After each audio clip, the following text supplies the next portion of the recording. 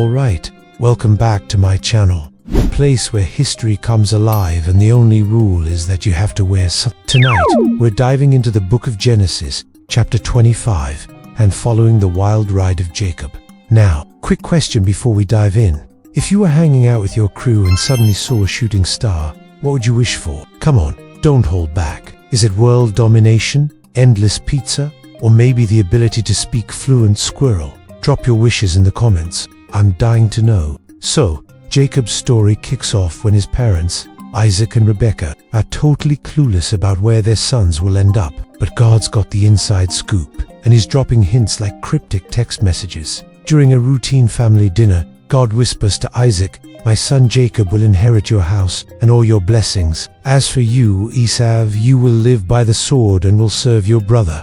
Talk about a mic drop moment. This ain't no casual chat. This is God giving a preview of a family feud hotter than a chili cook-off in the desert. Picture this. Isaac and Rebekah are hosting a family barbecue. The kind where everything's grilled to perfection and the jokes are as dry as the desert wind. It's time for a little friendly competition, the ultimate test of sibling rivalry. In the culinary showdown of the century, Isaac challenges his boys to go on a hunting trip and bring him back some deliciousness for dinner. To spice things up, he throws in a twist, promising the winner some extra special blessings. For Esau, it's a slam dunk. He's the hunter, the outdoorsy type who's already flexing his masculine muscles. But what about Jacob? He's more of a homebody, the kind of guy who rocks graphic tees and sweats, happiest when he's got a hot cocoa and a good book. Still, Jacob wants that family approval, that warm, fuzzy feeling of being no one.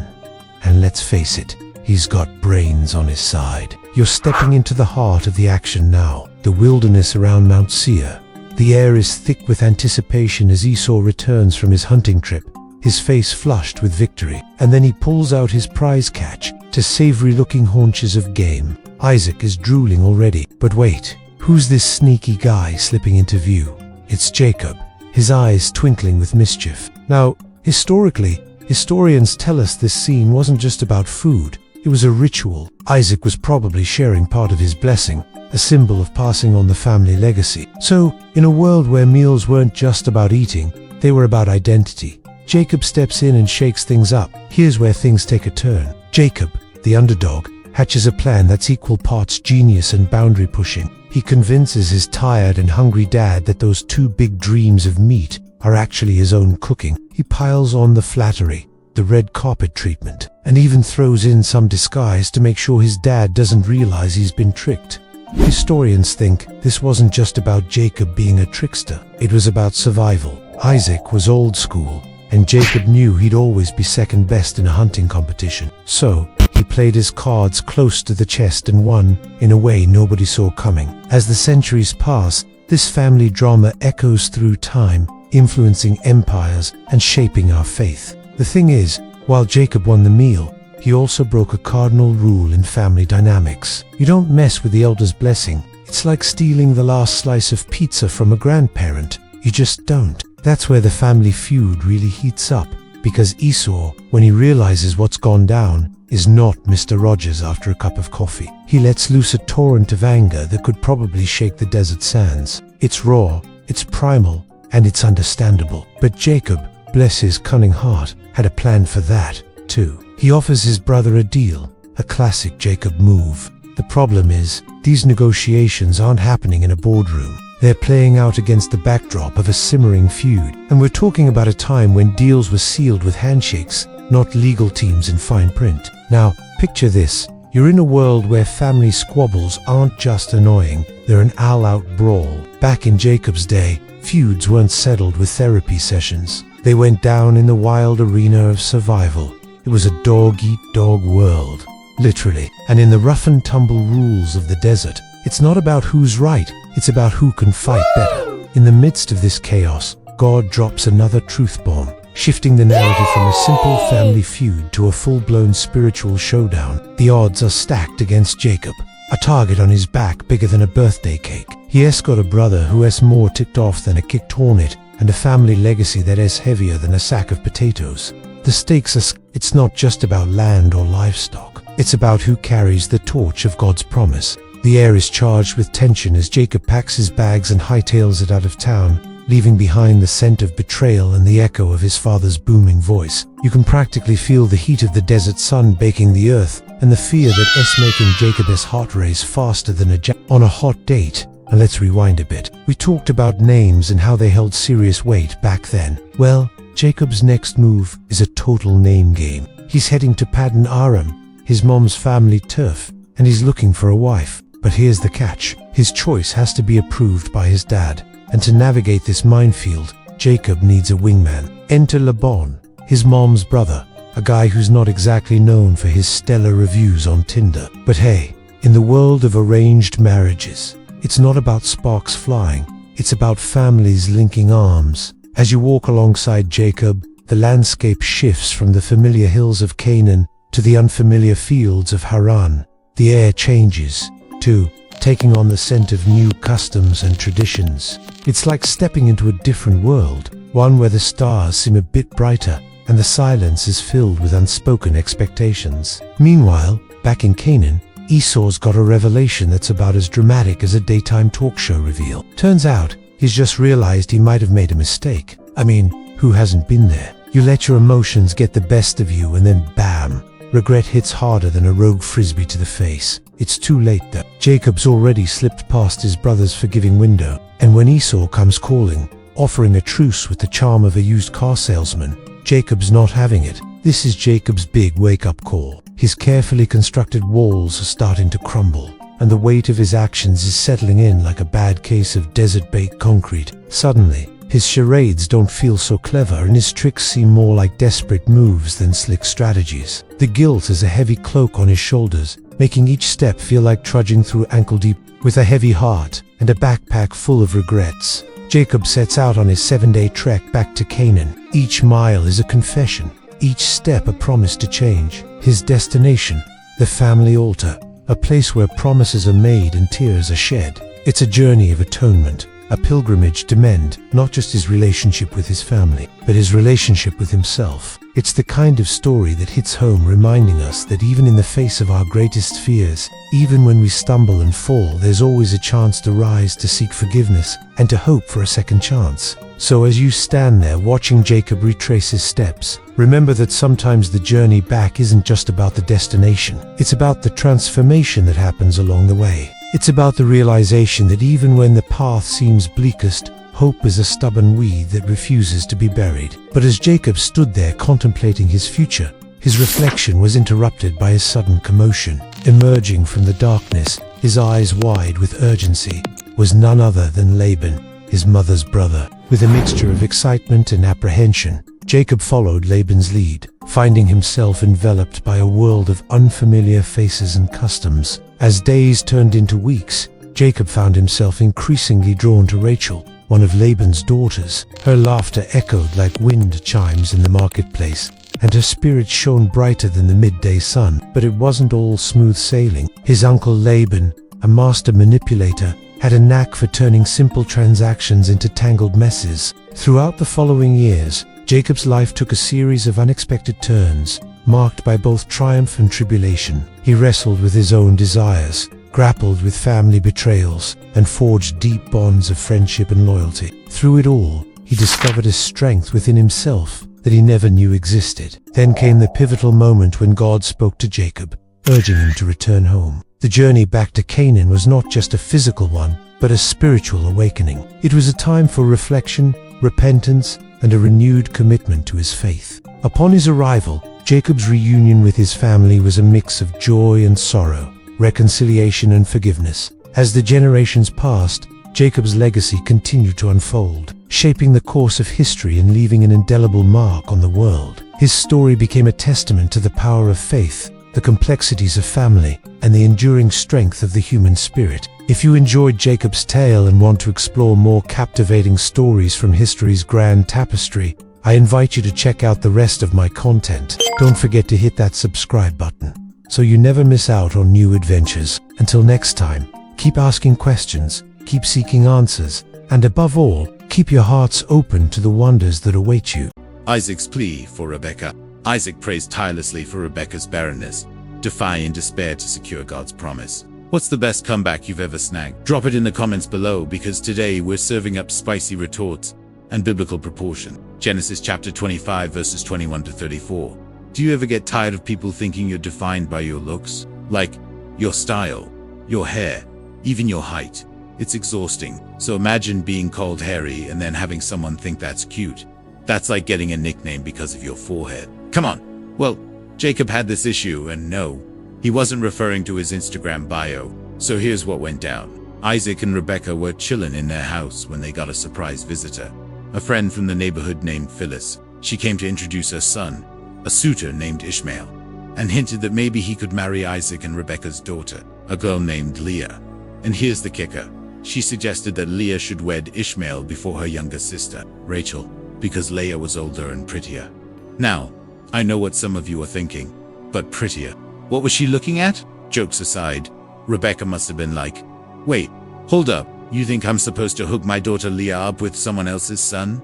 Girl. But here's where things get real awkward. Isaac and Rebekah decided to check in with their elder son, and spoiler alert, he wasn't thrilled. He had his own crush on Rachel and thought this whole situation was bogus. Basically, he wanted the hot sister, and was totally fine with using his parents as wingman. Cue Isaac and Rebekah throwing shade at their son, calling him hairy as if that's supposed to be endearing. Imagine if someone called you fluffy, then asked if you wanted to cuddle. Weird, right? So Isaac and Rebekah played coy, saying, "Oh, we haven't even thought about marriage for our daughters. Why don't you hang out for a few days, and we'll see how things go." Classic non-committal move. Like when your parents ask, "Who's your favorite artist?" and you reply, maybe One Direction, BTS Justin Bieber, Ed Sheeran, Harry Styles, and Shawn Mendes. They weren't feeling any love for this random dude, and when Ishmael showed up, they gave him the cold shoulder. Not exactly the red carpet treatment. Talk about awkward family dynamics. We're talking full-blown passive-aggressive warfare. Isaac and Rebekah were like, "Sure, Ishmael, come on over, but don't expect us to warm up to you right away. Maybe if you stick around for a while, you'll grow on us." Which is basically the opposite of growing on him. It was like they were testing him, seeing if he'd stick around despite their icy vibes. Meanwhile, Jacob's sulking because he's all, "I want Rachel, not Leah, and definitely not this random guy." Things were tense. The plot was thickening faster than a bowl of instant noodles. Then, bam, Isaac and Rebekah changed their tune. They laid out the welcome mat for Ishmael, invited him to dinner, and treated him like family. You'd think they'd at least explain their sudden change of hearts. But no, it was like a blind date gone wrong, and then suddenly going from me to weary soulmate. I've had better luck in the dating pool.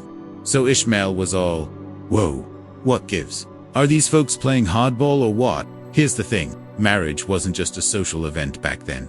It was a strategic alliance. It was like signing an investment contract. And Isaac and Rebekah realized hooking up Leah with Ishmael would benefit them in ways that had nothing to do with love. I mean, it was a calculated risk, like buying stock in a company you barely understand. Plus, remember, Leah was older, so biologically speaking, she had a better shot at producing it. And in their world, having kids meant carrying on their bloodline and securing their legacy. Remember, they were descendants of Abraham, the OG patriarch who was promised a nation of descendants.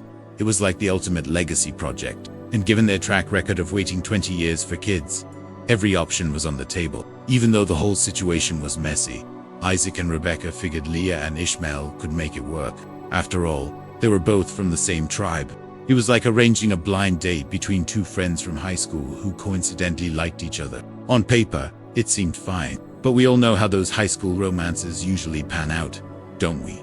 But Jacob wasn't having it. This dude was whipped for Rachel, the younger sister, and he wasn't afraid to throw some shade. He took a subtle dig at his parents, hinting that they were making a big mistake, but they just brushed it off. They were convinced that Ishmael was the perfect match for Leah.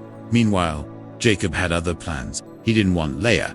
He wanted Rachel. So he cooked up a plan to switch the sisters, hoping to end up with his true love. It was like a classic teen rom-com move. So here's how Jacob executed his sneaky scheme. On the night before the wedding, he put on Rachel's finest clothes, smeared some makeup on himself, covered his body with jewelry, and disguised himself as his sister.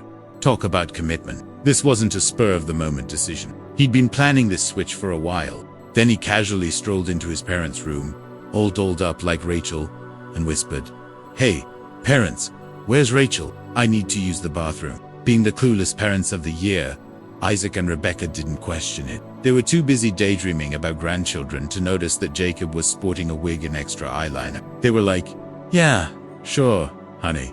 She's over there by the cue dramatic music," as Jacob makes his getaway. It was like one of those magic tricks where the magician misdirects you while the real action is happening elsewhere. But let me tell you, it was about to get crazier. The groom, Ishmael, had his own sleuthing skills. Turns out he, too, was onto Jacob's game. This guy wasn't a fool. He knew Jacob was trying to ditch Leah for Rachel. But instead of blowing the whistle, Ishmael played along. He was like, "Okay, cool, let's keep this party going." When he realized he was actually marrying Leah, he didn't freak out. Instead, he went with the flow and married Leah. Talk about a flexible guy. To be fair, in their culture, it was customary for the groom to consummate the marriage first with the older sister and then with the younger. So Ishmael had a legitimate shot at winning both sisters over. Plus, he probably knew that Isaac and Rebecca favored Rachel, so he wasn't taking any chances. And who knows, maybe he was hoping to win over both sisters anyway. The wedding night rolled around and Jacob thought he'd gotten away with his scheme. But nope, he couldn't escape his conscience. He felt terrible about ditching Leah and decided to fess up. But get this, Leah was totally cool with the switch. She understood why Jacob wanted Rachel's spot and she didn't hold a grudge. And that, my friends, is the epitome of maturity. You gotta admire Leah's chill attitude. While Jacob's wrestling with guilt, Leah's being the voice of reason. She's like, "Listen, Jacob, I know you're bummed, but the fact that you care shows you're a good person. Let's focus on the positive." Jacob, on the other hand, was drowning in remorse. He felt so bad that he gave Leah a heartfelt apology and some gifts, including earrings, a bracelet, and a ring. It was like the jewelry store version of saying, "I'm sorry, please forgive me." And here's the surprising part. After Jacob apologized, Leah's feelings towards him completely shifted. She stopped being the sister who was ditched and became his wife. It was like a Cinderella moment, except without the pumpkin carriage or the glass slippers. In fact, she won the ultimate prize, becoming the mother of 6 of Jacob's sons. Talk about a glow-up. We're all about that healthy dose of family drama. So, comment below, what's the most awkward family gathering you've ever been to? Let's dish in the comments. The desert night envelops you like a cozy but slightly stifling blanket. You're still at Isaac and Rebecca's camp, with the fire crackling softly, casting flickering shadows. Rebecca is pregnant with twins, but instead of the expected glow, she's restless, pacing near the tent, pressing her hands against her sides as if trying to soothe the storm within. The tension in the air is palpable, sharp as the scent of sagebrush after rain. These babies aren't just kicking, they're stirring up a tumult inside her, causing her anxiety. You'd probably be stress-eating popcorn in her position, questioning if this is normal or a sign of something more serious. Rebecca, always in motion, takes her worries to God, like a frantic voice note slipping into his DMs. She feels more than discomfort. She feels fear, as if her body is a battleground. But God's response isn't gentle, it's a startling prophecy. Those twins are 2 nations, destined to clash, with the older serving the younger. You're standing in the cool night air, sensing the weight of that revelation. In their world, the firstborn typically inherits the prizeland, status, legacies. So flippin' that norm feels like giving your younger brother the car keys while you're left with the bus pass. Historians debate why God chose the younger. Some think it's to challenge human traditions. Others believe it's to demonstrate that divine choice supersedes birth order. You watched Rebecca process this, her eyes wide as if capturing starlight. Interesting, ancient cultures often viewed twin births as omens, as if the gods were sending significant messages. Twins were rare, and spirited ones like these signified something profound. Rebecca carries not just babies but a divine twist that will resonate through generations. The tension is thick, like burnt bread left in the oven, as she keeps this prophecy to herself, not yet revealing it to Isaac. It's her secret, her burden, and you feel its weight alongside her. The camp is quiet now, except for the soft bleat of a goat and the rustle of tent flaps in the breeze. You imagine Rebecca awake, her thoughts spiraling like a TikTok algorithm predicting trends. This prophecy extends beyond her children. It encompasses nations' power and a God with a long-term vision. You can't help but smile. Rebecca holds insider knowledge that could make her a strategic player in a fantasy league if life were a game. But it's not easy or straightforward. The twins are already rivals. Even before their first breath, a spicy scent wafts from a nearby cooking pot, reminding you that life here is raw and unpredictable, like a stew that can either nourish or burn. The stars shine brighter, each one a small echo of God's promise to Abraham. Now passing through Rebekah, you walk alongside her, feeling the sand shift beneath your feet, aware that this prophecy is setting Jacob and Esau on a collision course. It is akin to the opening scene of a blockbuster where an explosion looms, but its magnitude is unknown. Rebekah clings to hope and fear, her heart as tangled as earbuds in a pocket. You're captivated, aren't you? The fire is dying down, but the story is just beginning to unfold, and you're eager to see what these twins will bring into the world. Now, back to our captivating tale in the heart of the desert. As the night deepens, the campfire's glow softens, mirroring the subtle changes in Rebekah's face. Her earlier agitation has subsided, replaced by a thoughtful stillness. The desert wind, no longer a nuisance, now seems to carry secrets, whispering tales of nations yet to rise and fall. The vastness of the night sky, studded with countless stars, serves as a backdrop to a drama that's both cosmic and intensely personal. Here in this quiet camp, the fate of nations is taking shape, all because of two babies who haven't even drawn their first breaths. It's a heavy realization, and you feel its weight settling on your shoulders. In the stillness of the night, you find yourself contemplating the nature of fate. Are these twins merely pawns in a divine game, or do they hold the free will to shape their destinies? The silence stretches, broken only by the occasional crackle of the embers, and it's in this quiet that you realize the true weight of what you've witnessed. The prophecy isn't just a message from God, it's a turning point in history. It's the moment when the course of multiple nations shifts, all hinging on the lives of these unborn children. The concept of birth order, something so ingrained in societal norms, is turned on its head. The younger inheriting more than just possessions but entire nations. It challenges everything you thought you knew about legacy, and the vastness of the desert around you suddenly seems to shrink, encompassing not just miles, but millennia. Each grain of sand becomes a witness to a drama that will play out across generations. The morning light, when it arrives, is hesitant, filtering through the darkness like a shy visitor. It paints the tents in hues of indigo and charcoal, creating a somber palette that mirrors the mood in your heart. The playful banter of the camp yesterday seems a world away, replaced by a premonition of the conflicts to come. The mention of land stirs a memory, a half-forgotten tale of a barren land flowing with milk and honey. You recall stories of hardship, of laughter, of a journey that began with a call to adventure and a handful of stars as promises. And in that moment, you understand that this land, this very patch of desert, is more than just dirt and dunes. It's a canvas on which destinies are painted, a testament to a lineage that reaches back to figures you've heard whispered about around campfires long ago. As the day progresses, you find yourself drawn to the mundane tasks of camp life. The routine, in a strange way, feels comforting amidst the turbulence of the prophecy. You chop wood, not just to keep the fire burning, but to steady your hands. You draw water from the well, each bucket a small victory over the overwhelming sense of foreboding. Even the simplest tasks take on a new urgency, a desperate attempt to find normalcy in a world that's been tipped on its axis. The birth of a nation, a phrase you might have once dismissed as hyperbole, now resonates with a terrifying clarity. The notion of an entire nation rising from the desert sands seems audacious, almost impossible. Yet here you are on the cusp of witnessing it firsthand. You see the potential in the arid landscape, the seeds of a people waiting to be nurtured. But the cost of such growth is etched on your mind. It won't just be land that's contested,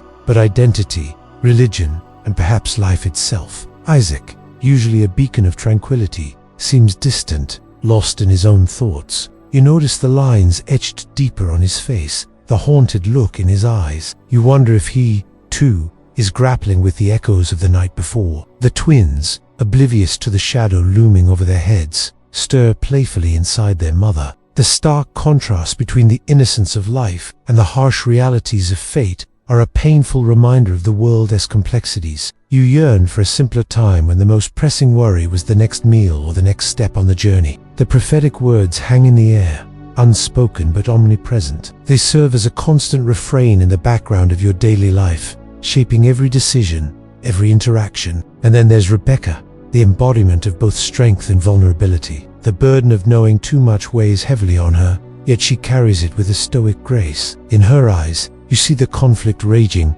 the struggle to reconcile a divine command with the sanctity of life. Her hands, usually so expressive, now seem to hold back, as if restraining the torrent of emotions threatening to spill forth. The desert, once a symbol of freedom and adventure, now seems to close in, transforming into a crucible that will test the limits of human endurance. The relentless sun beats down, mirroring the intensity of the challenges that lie ahead. You seek solace in the familiar routines, the preparation of meals, the tending of small fires. But even in these moments, the specter of the prophecy lingers, casting its shadow over the simplest of tasks. The serenity of the desert is shattered, replaced by a disquieting premonition. You're caught in the eye of a coming storm, bracing for the impact that's sure to come. The whispers of the wind now carry a message of impending turmoil, and the silence of the stars holds secrets too dreadful to comprehend. You stand on the brink of an era defined by conflict, an age where brothers will turn against brothers. The question is,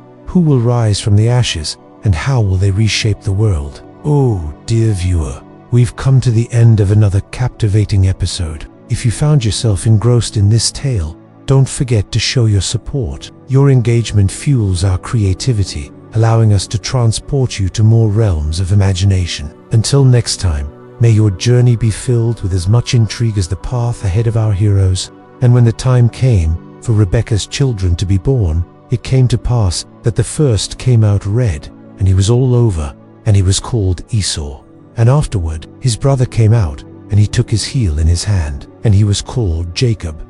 And when the man saw that the firstborn was red, and he was all over, he said, Esau, which means holy red. And when he took his heel in his hand, he said, Jacob, which means he grasps the heel. Today we're diving into the book of Genesis, specifically a scene where two babies, Esau and Jacob, are born, one holding on to his brother's heel, an action that may seem ordinary at first, but carries a lot of weight in the world of ancient meanings and symbolism. You're stepping into a vast canvas tent where the air is thick with the smell of wood smoke and spice. It's hot, even by desert standards, and you can feel beads of sweat trickling down your face as you watch Isaac and Rebekah pacing anxiously outside the tent. Their firstborn son is on his way, and the heat seems to mirror the intensity building inside the tent. This isn't just any birth, this is a pivotal moment. According to the prophecy, their firstborn will serve the younger. But here you are thinking, aren't they both firstborns? The answer lies in the order of arrival,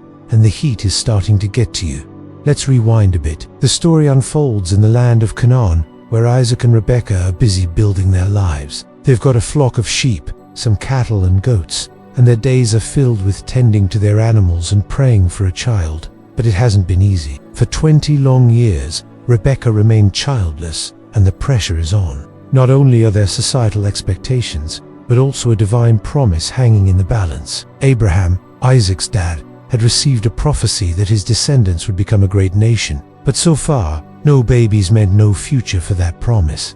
The weight of history seems to be pressing down on this moment. You're seated near a fig tree, its leaves rustling in a breeze, a welcome distraction from the tension rising in the air. You can feel the heat of the day and the weight of the prophecy. What will this birth mean for their family, their future, the very course of history? As Isaac and Rebekah walk towards the tent, you're struck by the stillness, the sense that something profound is about to happen. You're standing at the entrance of the tent, the hot air swirling around you. As you witness the birth of Esau, he enters first, red and covered in body hair. You can't help but notice his fiery appearance, a stark contrast to the muted tones of the tent. And as he lets out a loud cry, you realize that this birth wasn't just about the arrival of a baby. It's about the beginning of a legacy.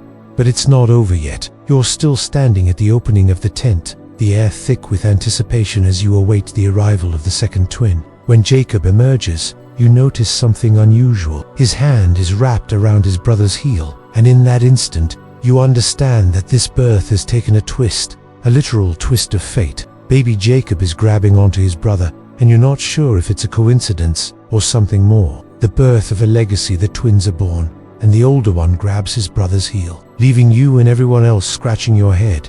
In ancient times, a birth wasn't just about the arrival of a baby. It was a monumental event, a shaping of destinies. So why would a small detail like a heel grab have such significance? Well, let's dive into the world of ancient meanings. Back then, every action, gesture, and even body part had layers of meaning. The heel was considered a vulnerable spot, and an infant grabbing it was seen as a bold move. It hinted at a certain ambition, a desire for control, or even trickery. Think of it as a baby version of playing poker. And Jacob's twin, Esau, he's born first.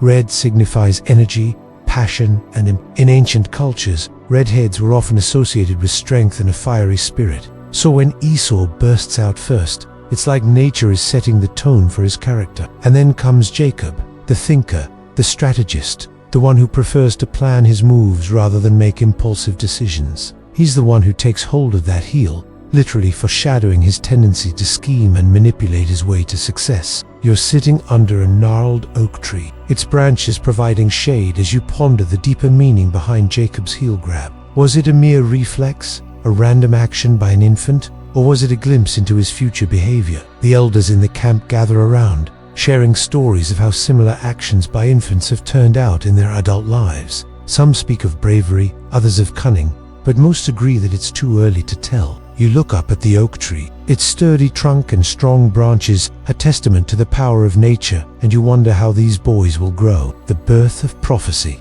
As the twins grow, you watch them closely, trying to spot the traits that will make them the leaders of their nations. You see Esau excel at hunting and wrestling, always up for a challenge, while Jacob finds solace in storytelling and trade. You're at a bustling market, the air filled with the sounds of bartering and the smells of spices and fresh fruit. You see Esau haggling over the price of a goat, his booming voice echoing through the marketplace. There's a fire in his eyes, a determination to get the best deal possible. You notice Jacob, too, observing everything around him, calculating the best way to secure a good profit for himself. And you can't help but think that these boys embody the essence of their names. Esau, the hunter, and Jacob, the supplanter. You're seated around a crackling campfire, the flames casting dancing shadows on the faces of Isaac and Rebekah, their expressions a mixture of pride and concern. Isaac, with his weathered hands and calm demeanor, embodies the strength and wisdom of his years.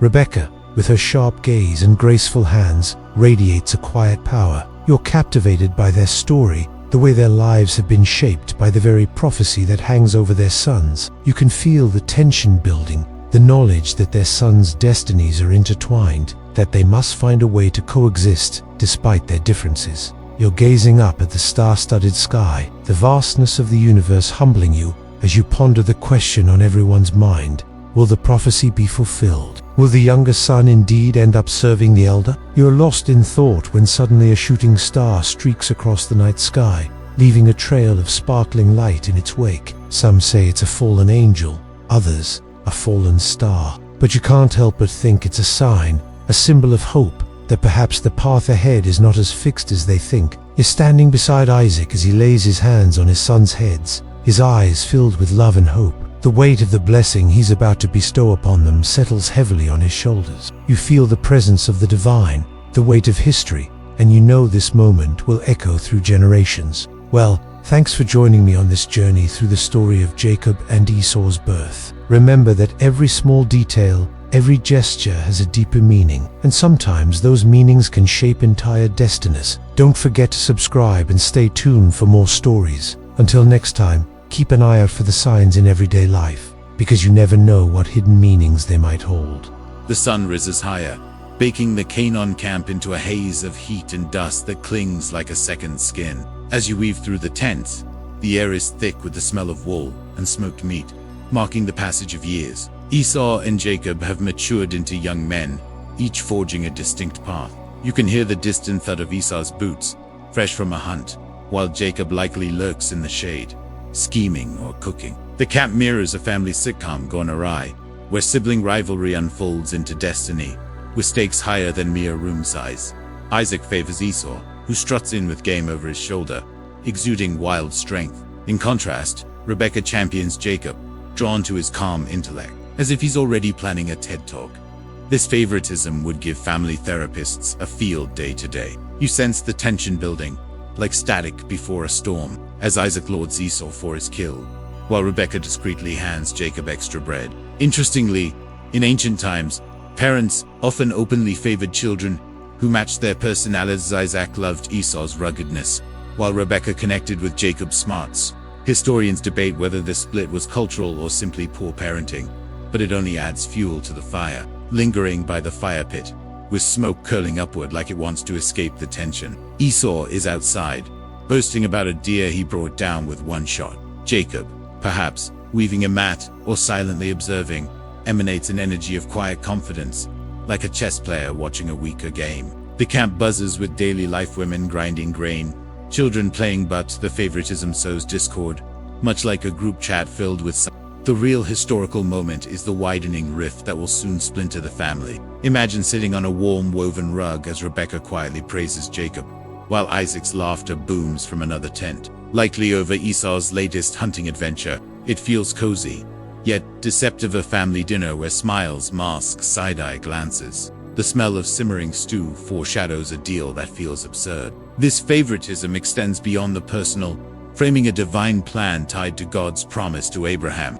You observe the brothers, one brawn, the other brain, and recognize that their story connects to nations, legacies, and a God favoring the underdog. As stars began to twinkle above, eavesdropping on the familial drama, you lean back, grounded by the scent of smoke and bread, yet your mind races. Esau and Jacob are on a collision course, fueled by favoritism akin to giving one child the Wi-Fi password, while leaving another on dial-up.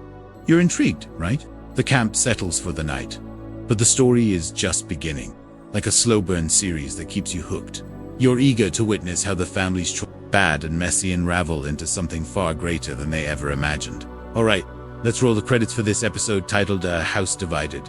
We hope you enjoyed the ride. And before we leave you hanging, here's a sneak peek at what's coming up in the next episode. As the narrative shifts, you find yourself transported to a bustling marketplace. The vibrant tapestry of Conan unfolds before your eyes. The aroma of spices mingles with the sounds of bartering, creating a lively atmosphere. Suddenly, a familiar figure emerges, none other than Isaac, seeking provisions for his household. Little does he know, however, that a fateful encounter awaits him, one that will have profound consequences for his family's future. Enter Abimelech, the king of Gerar, a pivotal character who embodies the complexities of leadership and faith. His presence introduces a layer of intrigue and potential conflict into Isaac's journey. The dynamic between Isaac and Abimelech promises to be a compelling exploration of power, religion, and diplomacy.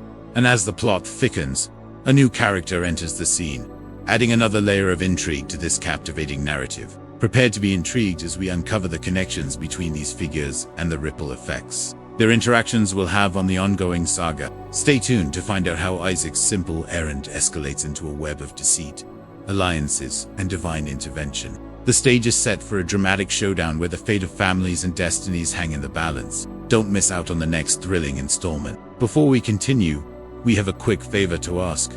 If you're enjoying our Bible series, please support us. Your support helps us bring these stories to more people. Now let's get back to the story. The midday sun beats down on the parched earth of Canaan, turning the landscape into a shimmering mirage. Our story follows Isaac as he journeys to Bethel, a place that holds both promise and peril. Accompanied by his trusted servant, Laban, Isaac's steps echo with purpose as he walks the well-worn path. But little do they know that a profound twist of fate awaits them at every turn. Upon arrival at Beersheba, here in this vibrant hub of commerce, Isaac seeks to purchase supplies for his household, unaware that his every move is being observed by an unexpected visitor. For lurking in the shadows is none other than Abimelech, the enigmatic king of Gerar. As Isaac engages in the mundane tasks of trading and bartering, Abimelech's curiosity piqued by the patriarch's unwavering faith. A silent pact forms between them, a bond forged in the face of adversity. Through Isaac's steadfast belief in God,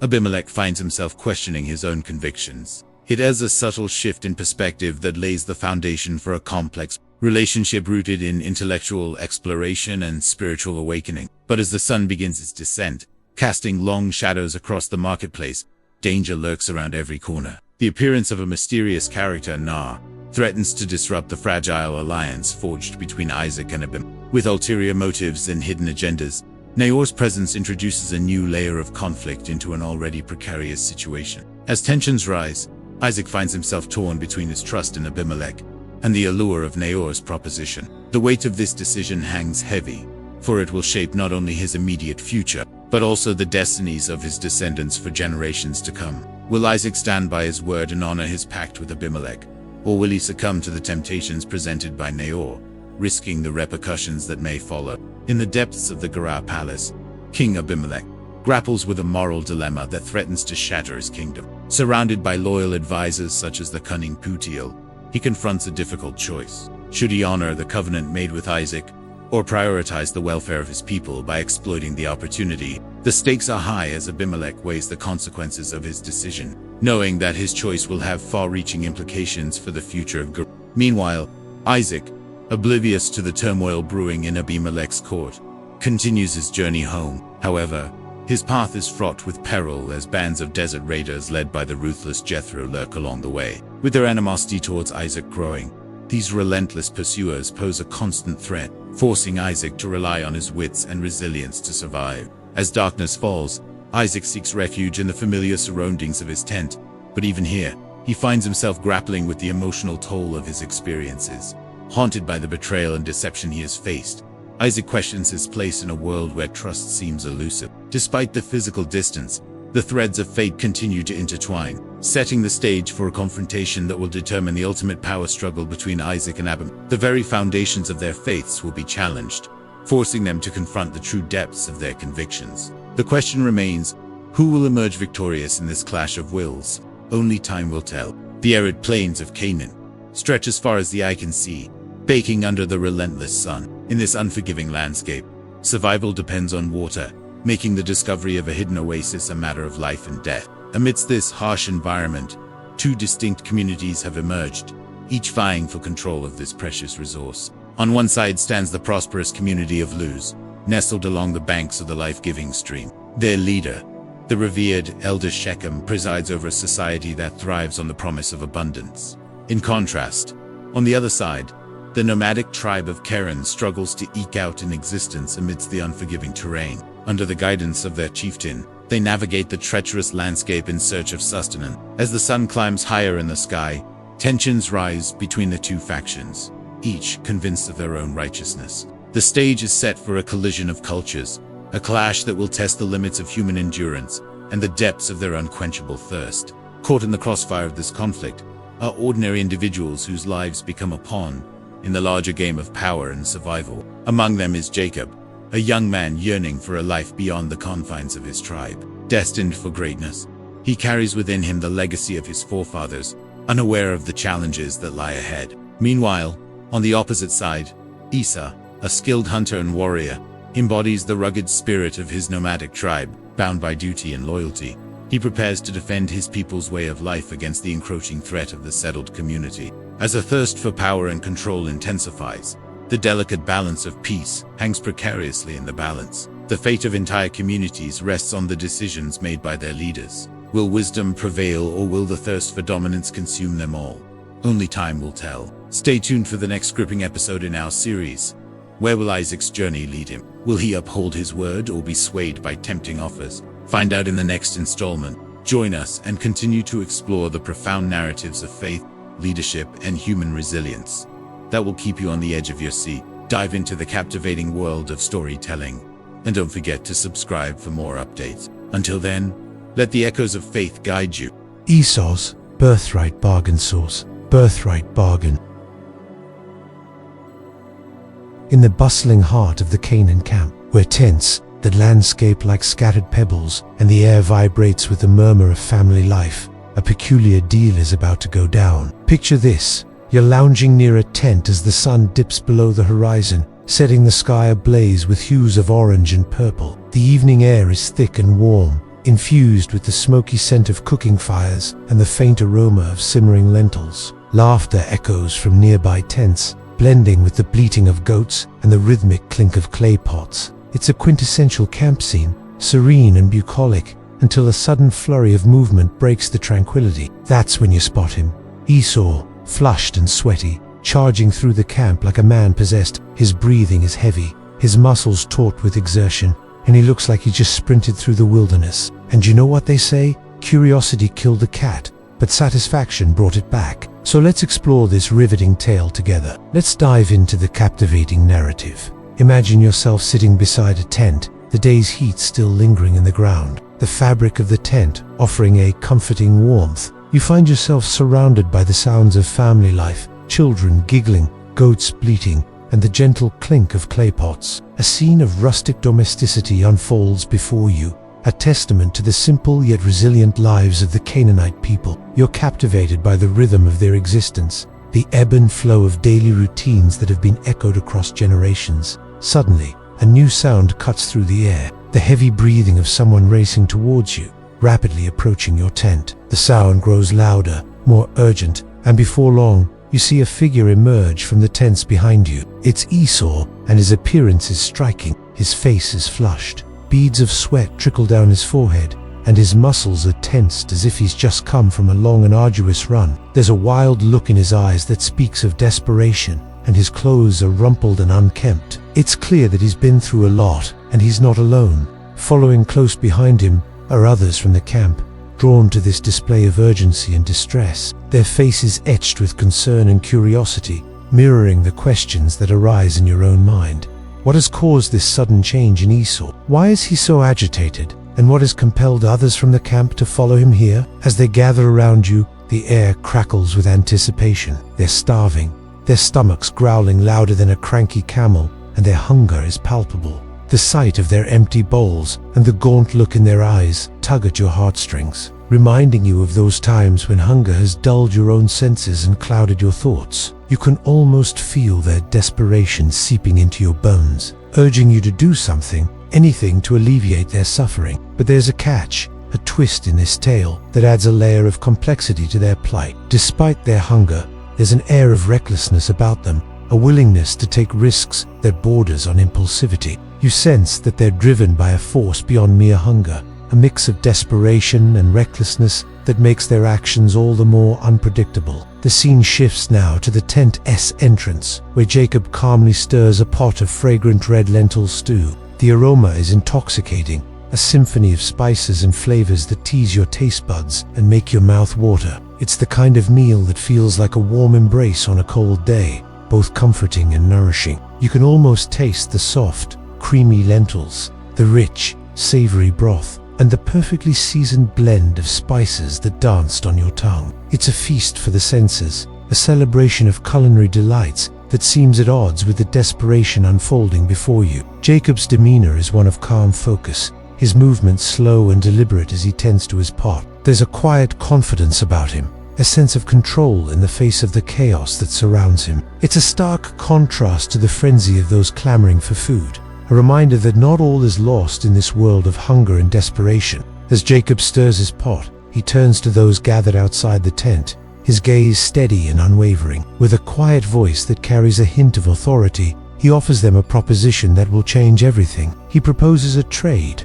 a transaction that seems almost too good to be true. In exchange for the food they so desperately need, he asks for something that seems insignificant in comparison, at least at first glance. He asks for their birthright, the birthright that symbolizes lineage, heritage, and the promise of a future filled with blessings. It's a request that hangs in the air like a challenge, daring them to consider an alternative path, one that leads away from desperation and towards an uncertain future. The weight of his words settles upon the group like a heavy cloak, muffling their reactions and stealing their breath. For a moment, there's a stunned silence, broken only by the crackling of the fire and the distant bleating of goats. Then murmurs begin to ripple through the crowd, voices rise, and suddenly there's a heated debate. Some argue vehemently against the proposal, their words sharp and filled with emotion. How could anyone willingly relinquish their birthright, the very essence of their identity and legacy? Others, however,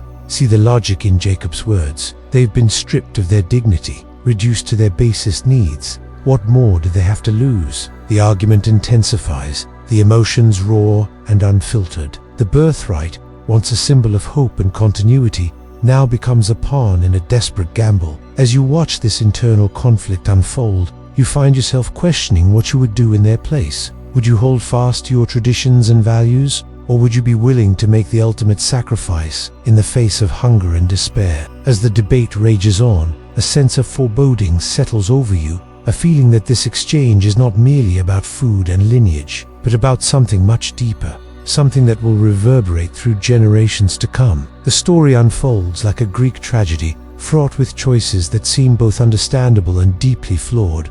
You find yourself seated cross-legged by the fire, the flames dancing before you like flickering candles in the gathering darkness. The stars above you twinkle in the vast expanse of the night sky, indifferent to the drama playing out on the ground. Around you, the figures of your fellow camp members are silhouetted against the firelight, their faces etched with a mixture of hunger, desperation, and a growing sense of unease. The aroma of lentil stew drifts through the air, mingling with the smell of smoke and the earthy scent of the dry ground beneath you. The scene is both idyllic and unsettling, like a dream that borders on a nightmare. In the center of it all stands Jacob, his form outlined against the firelight, his features sharp and intense. His eyes seem to burn with an inner fire, a determination that's both admirable and unsettling. Beside him, a clay pot simmers gently, its contents emitting a rich, savory aroma that does little to ease the gnawing hunger in your own stomach. The air is thick with anticipation,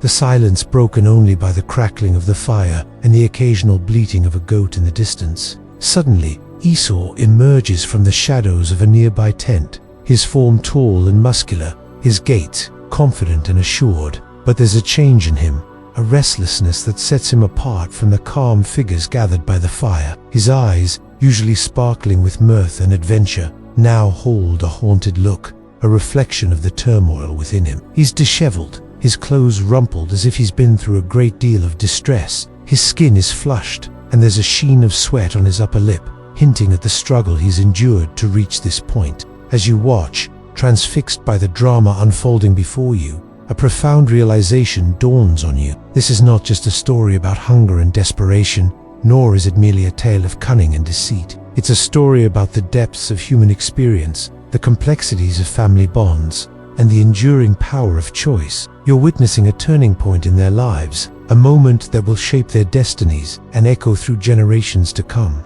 And you'd find yourself caught in the web of their emotions, torn between admiration for Jacob's audacity and empathy for Esau's plight. The stakes are higher than you initially imagined, and you can't help but wonder how this seemingly ordinary camp scene will become a defining moment in their history. If you enjoyed this dramatic retelling of the biblical tale of Jacob and Esau, stay tuned for more captivating narratives. And if you'd like to support us, please consider becoming a patron. Your support will enable us to continue bringing these stories to life. Thanks for watching. Isaac plans Esau's blessing.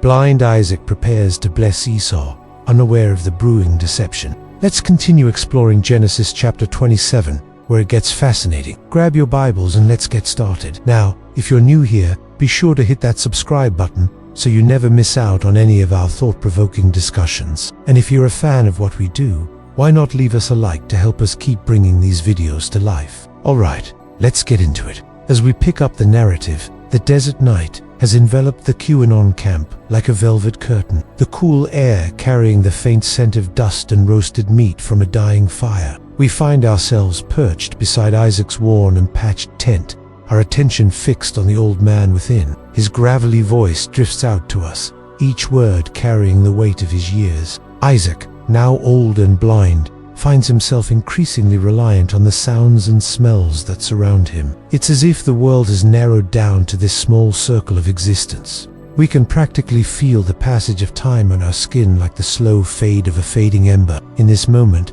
Isaac's thoughts drift to his sons, particularly his favorite, the strong-willed and eager Esau. He calls out for Esau, hoping his son's familiar steps will soon fill the silence. Esau, with his love for the hunt, returns from the wild with more than just game, but also the essence of the wilderness in his sweat-drenched hair and sinewy muscles. In his calloused hands, we can almost feel the weight of the bow and the quiver at his back. To Isaac, the scent of Esau is like a beacon, announcing his arrival even before he steps into view. Soon, the tent flap will open and close, blocking the sight of father and son coming together. The scene is set, and we, the audience, hold our metaphorical breaths in anticipation. We know from our vantage point that the old man's time is slipping away like sand through an hourglass, and his desire to bestow his blessing on his firstborn son is a race against time. But unbeknownst to him, a storm is brewing on the horizon. threatening to engulf everything. As the echoes of Esau's footsteps fade, the full weight of Isaac's loneliness crashes down on him. Surrounded by the remnants of a day's labor, he's acutely aware of his age, which seems to press down on him like a physical burden. Each creak and groan of his aging joints is a reminder of the fleeting nature of time. It's as if the very desert winds whisper tales of ages past and futures uncertain. Yet amidst this sea of contemplation, Isaac's gaze turns inward. We catch a glimpse of his memories flashing before his eyes. Visions of his wife, Rebecca, their courtship, their marriage, and the subsequent births of their twin boys dance before him. The joy of their union, the laughter echoing through their tents, the hopes and dreams for their children all come flooding back. These moments, once vibrant and full of vigor, now seem distant, like stars beautiful but impossibly far away. The realization of his mortality washes over him, urging him to complete the task that has been put on his heart. In the stillness of the night, the significance of the firstborn son's blessing takes on an even deeper meaning. It's a legacy, a covenant, a link to his forefathers, Abraham and Isaac.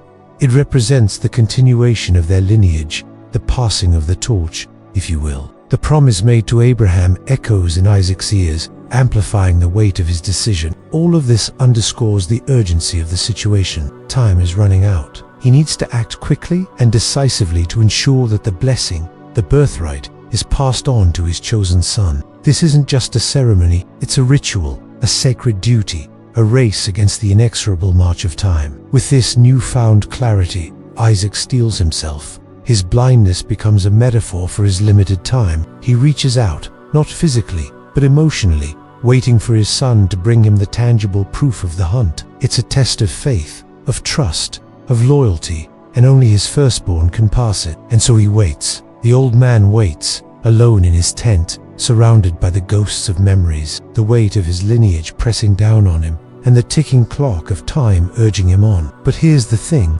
we, the audience, know that all is not as it seems. Remember Jacob, Isaac's other son, the one who had tricked Esau out of his birthright, claiming it for himself. Now, as we listen to Isaac's musings, we share in his confusion. We see through his eyes the absence of Esau, unaware of the deception that has unfolded. The impending blessing adds a layer of suspense. Is it a blessing Isaac is about to bestow upon the deserving, or will it be a curse disguised as a reward? The very essence of family, of trust, of loyalty is called into question. In a world where appearances deceive and loyalties are tested, we find ourselves on the edge of our seats. We know what's coming, but we can't help but lean in closer, hoping against hope that somehow the course of events will change. Will Isaac's blindness lead to a revelation? Will Esau return in time? Or will Jacob's deception come to light? One thing's for sure, the night is young, and in the vast expanse of the desert, anything can happen. As the minutes stretch into what feels like hours, the sound of approaching footsteps breaks the silence. Could it be? Our attention sharpens, straining to hear more. The footsteps become more distinct, drawing nearer to the tent. Is this the moment we've been waiting for? What will Isaac's reaction be? Will recognition dawn in his eyes? We hold our breath, suspended between anticipation and uncertainty. The tent flap parts, and we see the outline of a man framed against the soft glow of twilight. The figure steps in, and for a moment, we can see Isaac's face etched with surprise. Etched with surprise. The lines on his face deepening as he reaches out, not to touch, but to feel, to discern. His fingers dance in the air, tracing invisible contours, trying to make sense of the presence before him. In this moment, we see the true extent of his blindness, not just the physical inability to see, but the blindness of his heart, his mind, his soul. He's been tricked, and the realization, when it hits, will be devastating. The weight of the deception, the betrayal, the fractured family bonds threaten to crush him. In his old age, Isaac believed he was about to pass on the family legacy, the birthright, the covenant with Abraham. Instead, he's been served a cruel jest, a mockery of his trust, a betrayal of his years. Can his heart, already heavy with the burdens of age, withstand this final blow? Only time will tell. Now, don't go anywhere. We've got more to discuss in just a bit. But here's a thought. How does it feel to be in Isaac's shoes? What emotions swirl within you as you contemplate his blindness to the deception? Feel free to share your thoughts in the comments below. Your insights might just resonate with someone else who's pondering the same questions. While you're there, don't forget to give us a thumbs up if you're enjoying this journey through the Bible with us. And if you haven't already, hit that subscribe button so you never miss an episode.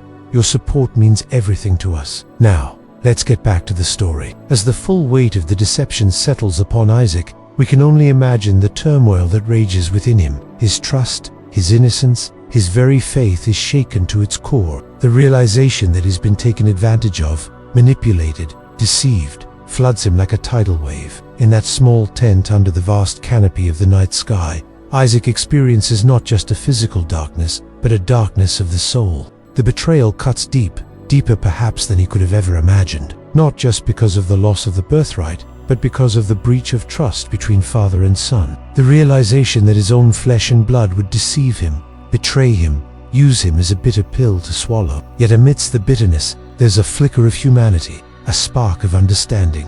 In that moment, we see Isaac grapple with his feelings, the anger, the hurt, the confusion. He understands, doesn't he, that his sons, both Esau and Jacob, are products of his own household, of the dynamics that have shaped them. Was there a crack in his parenting, a blind spot that allowed such deception to take root? These questions, too, must be swirling in his mind. It's a profound moment of introspection, a reckoning not just with the deceit, but with the fabric of his family, the legacy of his lineage. Isaac, the man who unknowingly sent his sons out into the world, hoping they'd bring him game, is now confronted with a different kind of hunt. The hunt for truth, for understanding, for reconciliation. He is no longer the old man waiting for a blessing, but a man coming to terms with a harsh reality. The night that began with hope ends with disillusionment, but it's a disillusionment that carries the seeds of wisdom. Isaac's story isn't just about betrayal, it's about growth, about learning,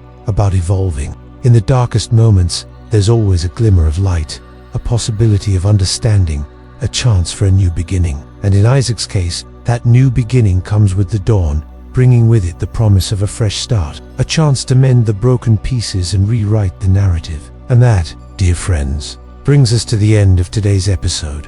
What a journey it's been. We've seen the highs, the lows, the twists, and the turns of Isaac's life in a way that makes us feel like we rewrite there in the middle of it all. But remember, this story isn't just for us. It's for you, to what resonates with you. What questions come to mind? What parallels can you draw to your own life? We'd love to hear from you. So head down to the comment section and let your thoughts flow. And if you found value in today's discussion, don't hesitate to give us a thumbs up.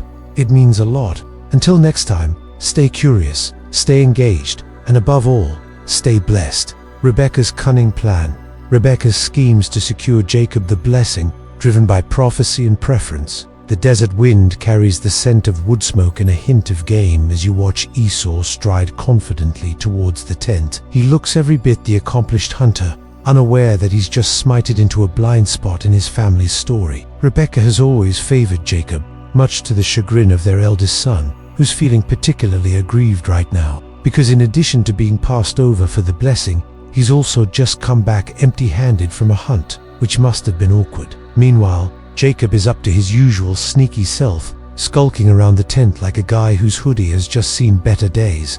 But he's not alone. His twin sister Leah is there with him, offering moral support and also probably wondering why they're giving away the family's favorite camping chairs. Isaac calls them over, looking every bit the aged patriarch with his long white beard and failing eyesight. You wonder if he's ever considered switching up his look a little bit, maybe add some highlights. A little Botox never hurt anyone. But nope.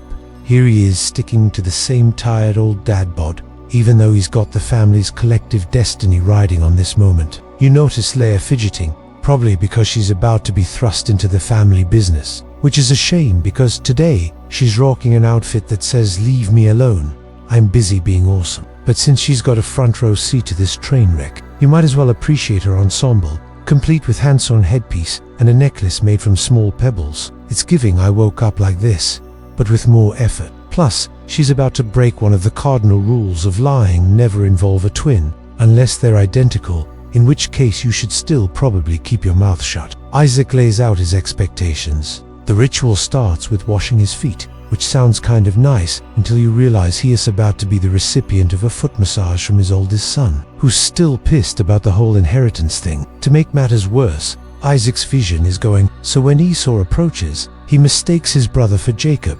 And let's be real, these guys are identical, except for that time Jacob had a really bad hair day. Isaac tries to correct his mistake, but it's too late. This charade has gone too far. He realizes he's just bestowed the family's most prized possession, their birthright, upon the wrong son. And Yuri left, wondering if this is the moment where sons will start throwing lead pipes and dads will start yelling, "Stop," in the name of, just kidding.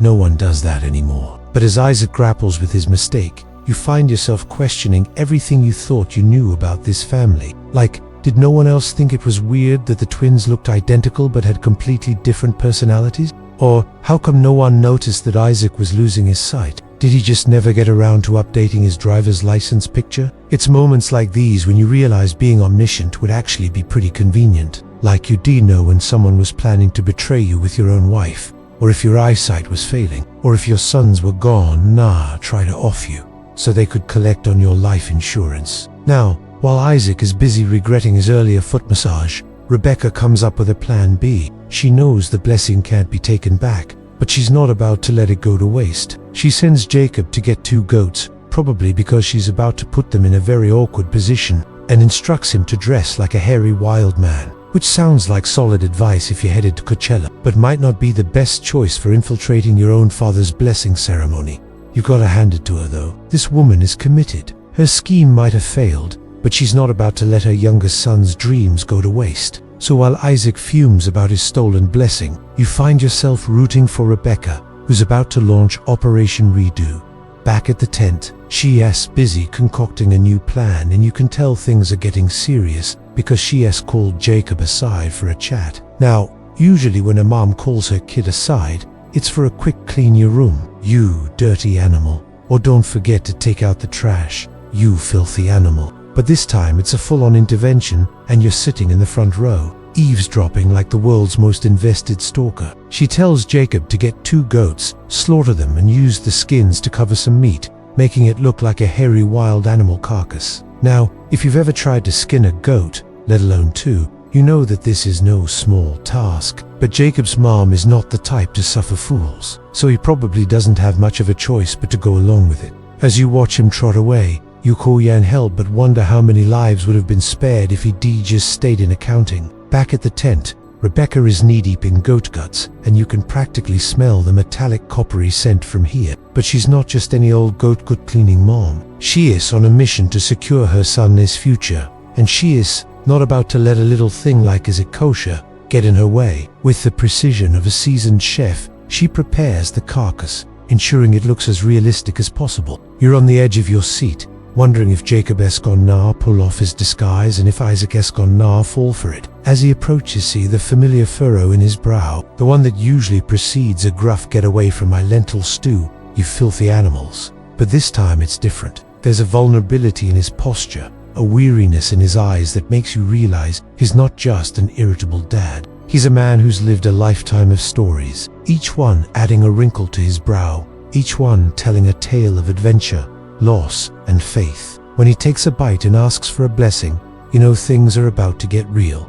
This isn't just a meal, it's a gamble, a test of wills between a father and son, a wife and husband, and between past and future. As the tension builds, you can feel the weight of their choices pressing down on you like the midday sun. In the midst of this family drama, you find yourself reflecting on your own blessings. Maybe it's the comfortable chair you were lounging in, or the fact that you didn't receive a box of live goats in the mail this morning. Whatever it is, you realize that sometimes the greatest gifts are the ones we don't have to fight for. The moment stretches, punctuated only by the crackle of the fire and the distant cry of a hawk. Then Isaac speaks, his voice raspy with age and surprise. He announces that the blessing cannot be revoked and that Jacob has received it. Finally, the truth is out. You want to cheer, but you're afraid it might disturb the fragile peace that follows. As Isaac bestows his final blessing, you are struck by the circular nature of their story. The family is coming full circle,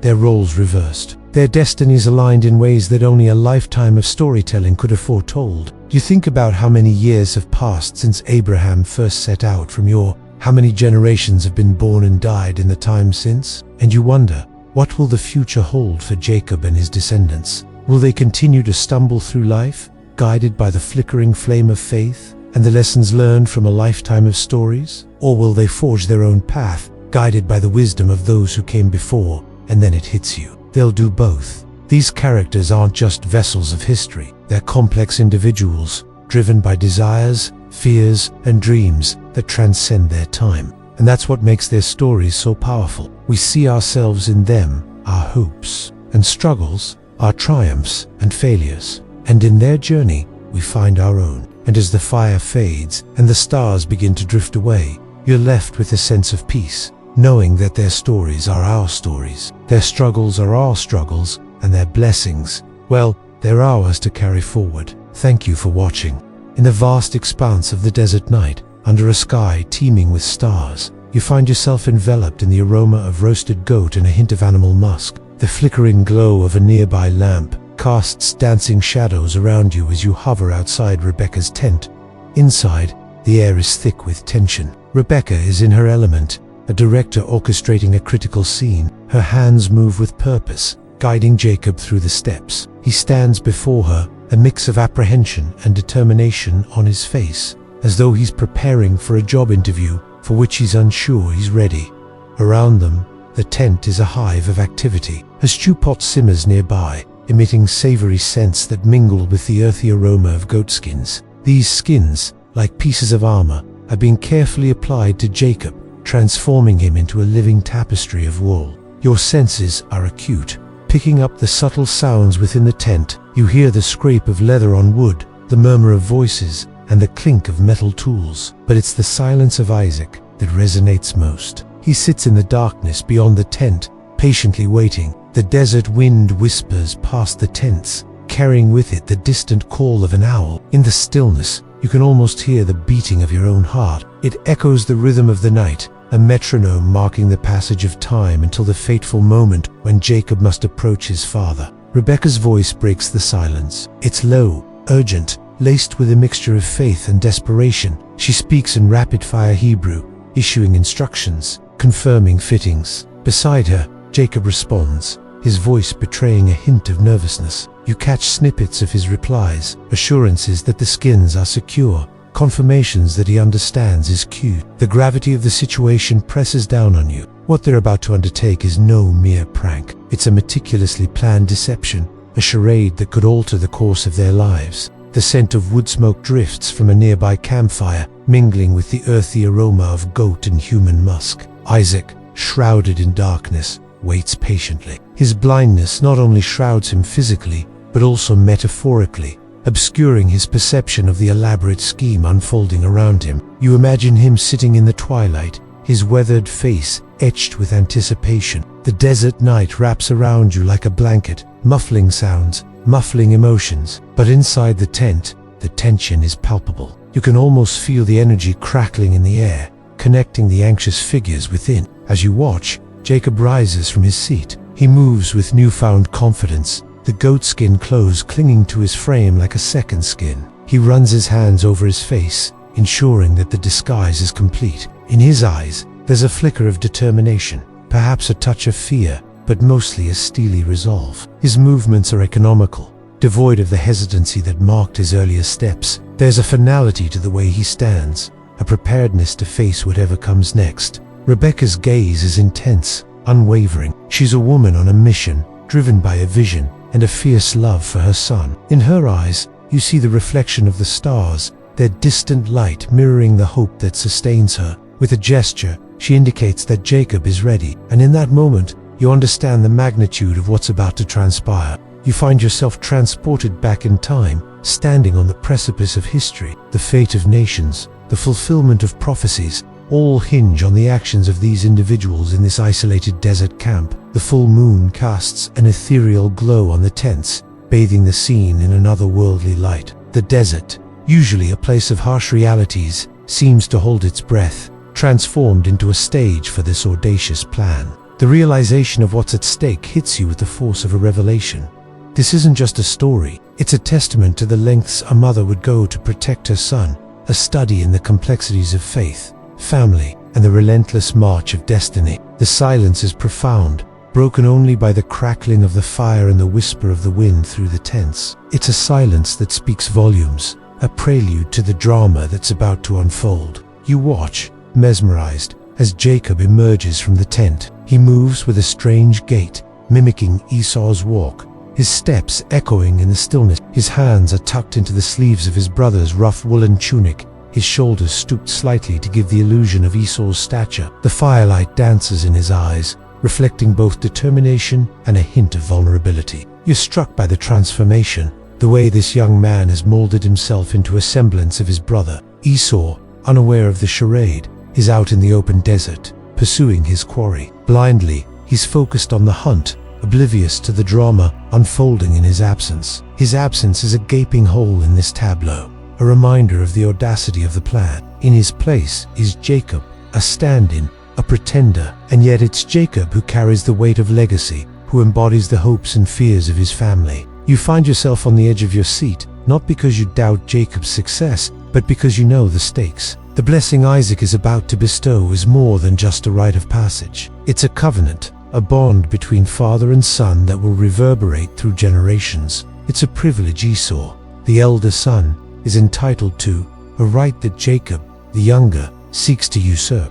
The scene is charged with anticipation. You can almost taste the tension in the air, feel the pulse of the night quicken. And then there's Isaac, waiting in the darkness. His blindness is not just physical, it's a metaphor for the state of his understanding. He's about to be deceived, manipulated into granting a blessing that rightfully belongs to another. The irony is not lost on you. You shift uncomfortably, knowing that what's about to happen is not just morally ambiguous, but profoundly impactful. It's a moment that will echo through time, shaping destinies, birthing nations, and all because of a trick played under the cloak of night. As Jacob approaches, the firelight flickers, casting dancing shadows on the tent wall. For a moment, you think Isaac might reach out, might sense something amiss, but he doesn't. Instead, he remains still, his ears attuned to the sounds of the desert, his heart heavy with paternal love and duty. There's a simplicity to the scene that amplifies its power. A man waiting, a sun approaching,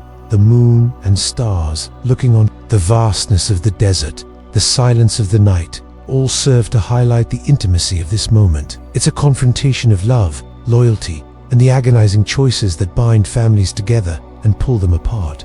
As Jacob draws closer, the aroma of wood smoke and roasted goat mingles with the musky scent of human skin. It's a heady brew that stirs memories, appetites, and instincts. The scent of home, of hearth and heart, is being manipulated, weaponized, turned into a tool of deception. It's a reminder of the primal nature of humanity, our capacity for both great love and cunning betrayal. And then there's the blessing itself, that intangible, indescribable gift that Isaac is about to bestow. It's something earned, something deserved, something that should pass from father to elder son. Yet here it is, about to be intercepted, redirected. You can almost hear the echo of its importance, the reverberations that will be felt for years to come. The theatricality of the scene strikes you. You're witnessing a drama unfold that's as gripping as any play, as intense as any film. The characters are larger than life, their motivations complex, their actions fraught with consequence.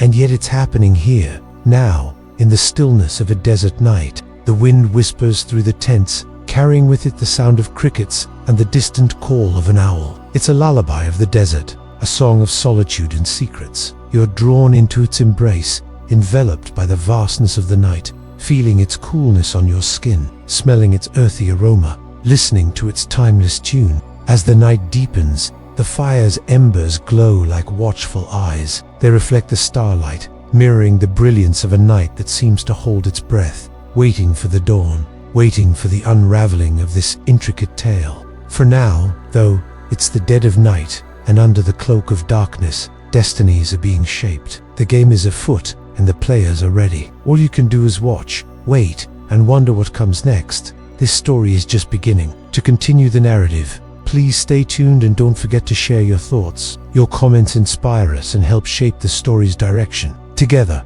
let's keep this tale alive and see where the desert night leads us next. You are there. Jacob's stolen blessing. Jacob tricks Isaac into blessing him, fulfilling prophecy through deception. The cool desert night wraps around you as the stars twinkled above, seemingly aware of the secret about to unfold. You followed Jacob, his steps cautious yet purposeful, as he carries a steaming dish of goat meat toward Isaac's tent. The air is thick with the savory scent of spiced meat and the musky odor of Esau's clothes, layered with goatskins that Rebekah tied to his arms and neck. You can almost feel the discomfort, like regretting a Halloween costume midway through a party. Jacob's heart is likely pounding, but he's determined as he steps into Isaac's tent, where Isaac waits, blind and unsuspecting. The tension envelops you like an unpausable cliffhanger. If you were Jacob, you'd be praying the goatskins remain intact. Revealing the ruse would be worse than forgetting lines in a school play. Jacob calls out to Isaac, mimicking Esau's rough tone, but his shaky voice sounds like a poor karaoke attempt. Isaac's suspicion grows as he questions the voice too smooth, too quick with the meal. You're holding your breath, the tent's dim light casting shadows that mock Jacob's disguise. He insists he's Esau, even invoking God's name to explain the fast hunt, a bold claim akin to using a fake ID. Isaac touches the goatskins, convinced by their texture. Interestingly, in ancient cultures, spoken blessings were considered irreversible, like sending an unrecallable email. Historians still debate whether Isaac sensed the deception but chose to trust divine will or was completely fooled. You watch Isaac, steady as he bestows the blessing, prosperity, dominion, and the covenant promise of Abraham's line upon Jacob. These words are heavy, binding Jacob to a stolen destiny. The goat dish cools, its spices mingling with the musty tent air, and you note the irony. Jacob lies through his teeth, yet fulfills Rebekah's prophecy. This historical moment is significant. The blessing shifts the covenant from Esau to Jacob, paving the way for a new nation. You can't help but smirk at Jacob's audacity, as if he hacked his way into the family CO position with a fake resume and furry gloves. Imagine yourself outside the tent, the night air biting against your skin. As Jacob slips out, likely sweating beneath those skins, he succeeded in snatching the blessing, but you hear faint footsteps approaching. Esau is coming, and the situation is about to explode like a group chat when someone spills gossip. Section 11. The camp is quiet, dominated by the crackle of a nearby fire and the rustle of canvas, but you sense the brewing storm. Jacob's deception is a masterclass in audacity, reminiscent of a prank call to a king. You're hooked on this blend of faith and fraud, where a lie somehow aligns with divine intent. The stars shine brighter, each a silent witness to the unfolding drama. You lean into the story, grounded by the scent of goat and dust, while your mind reads. Isaac's blessing is irrevocably given, and Jacob has walked away with the keys to a nation. Esau, meanwhile, returns, oblivious and hungry, and you wince at the heartbreak that's sure to follow. The night feels alive with the weight of choices and consequences, and you're ready to witness how this family unravels under the strain of Jacob's stolen triumph. Meanwhile, in the narrative tapestry, the blessing unfolds. It's more than a bestowal of prosperity and dominion. It's the passing of a birthright, a legacy. As Isaac utters these words, the very essence of Abraham's covenant, the promise of descendants as numerous as the stars and the grain offering of nations. It's as if the die is cast. The stakes are clear. This is not just a family drama. It's a divine appointment,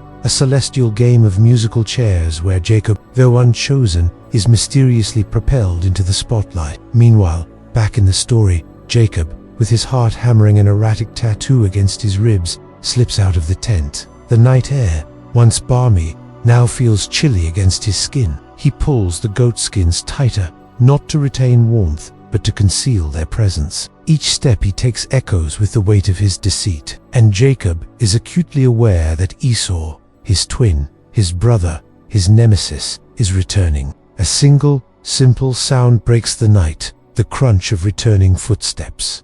Esau is back.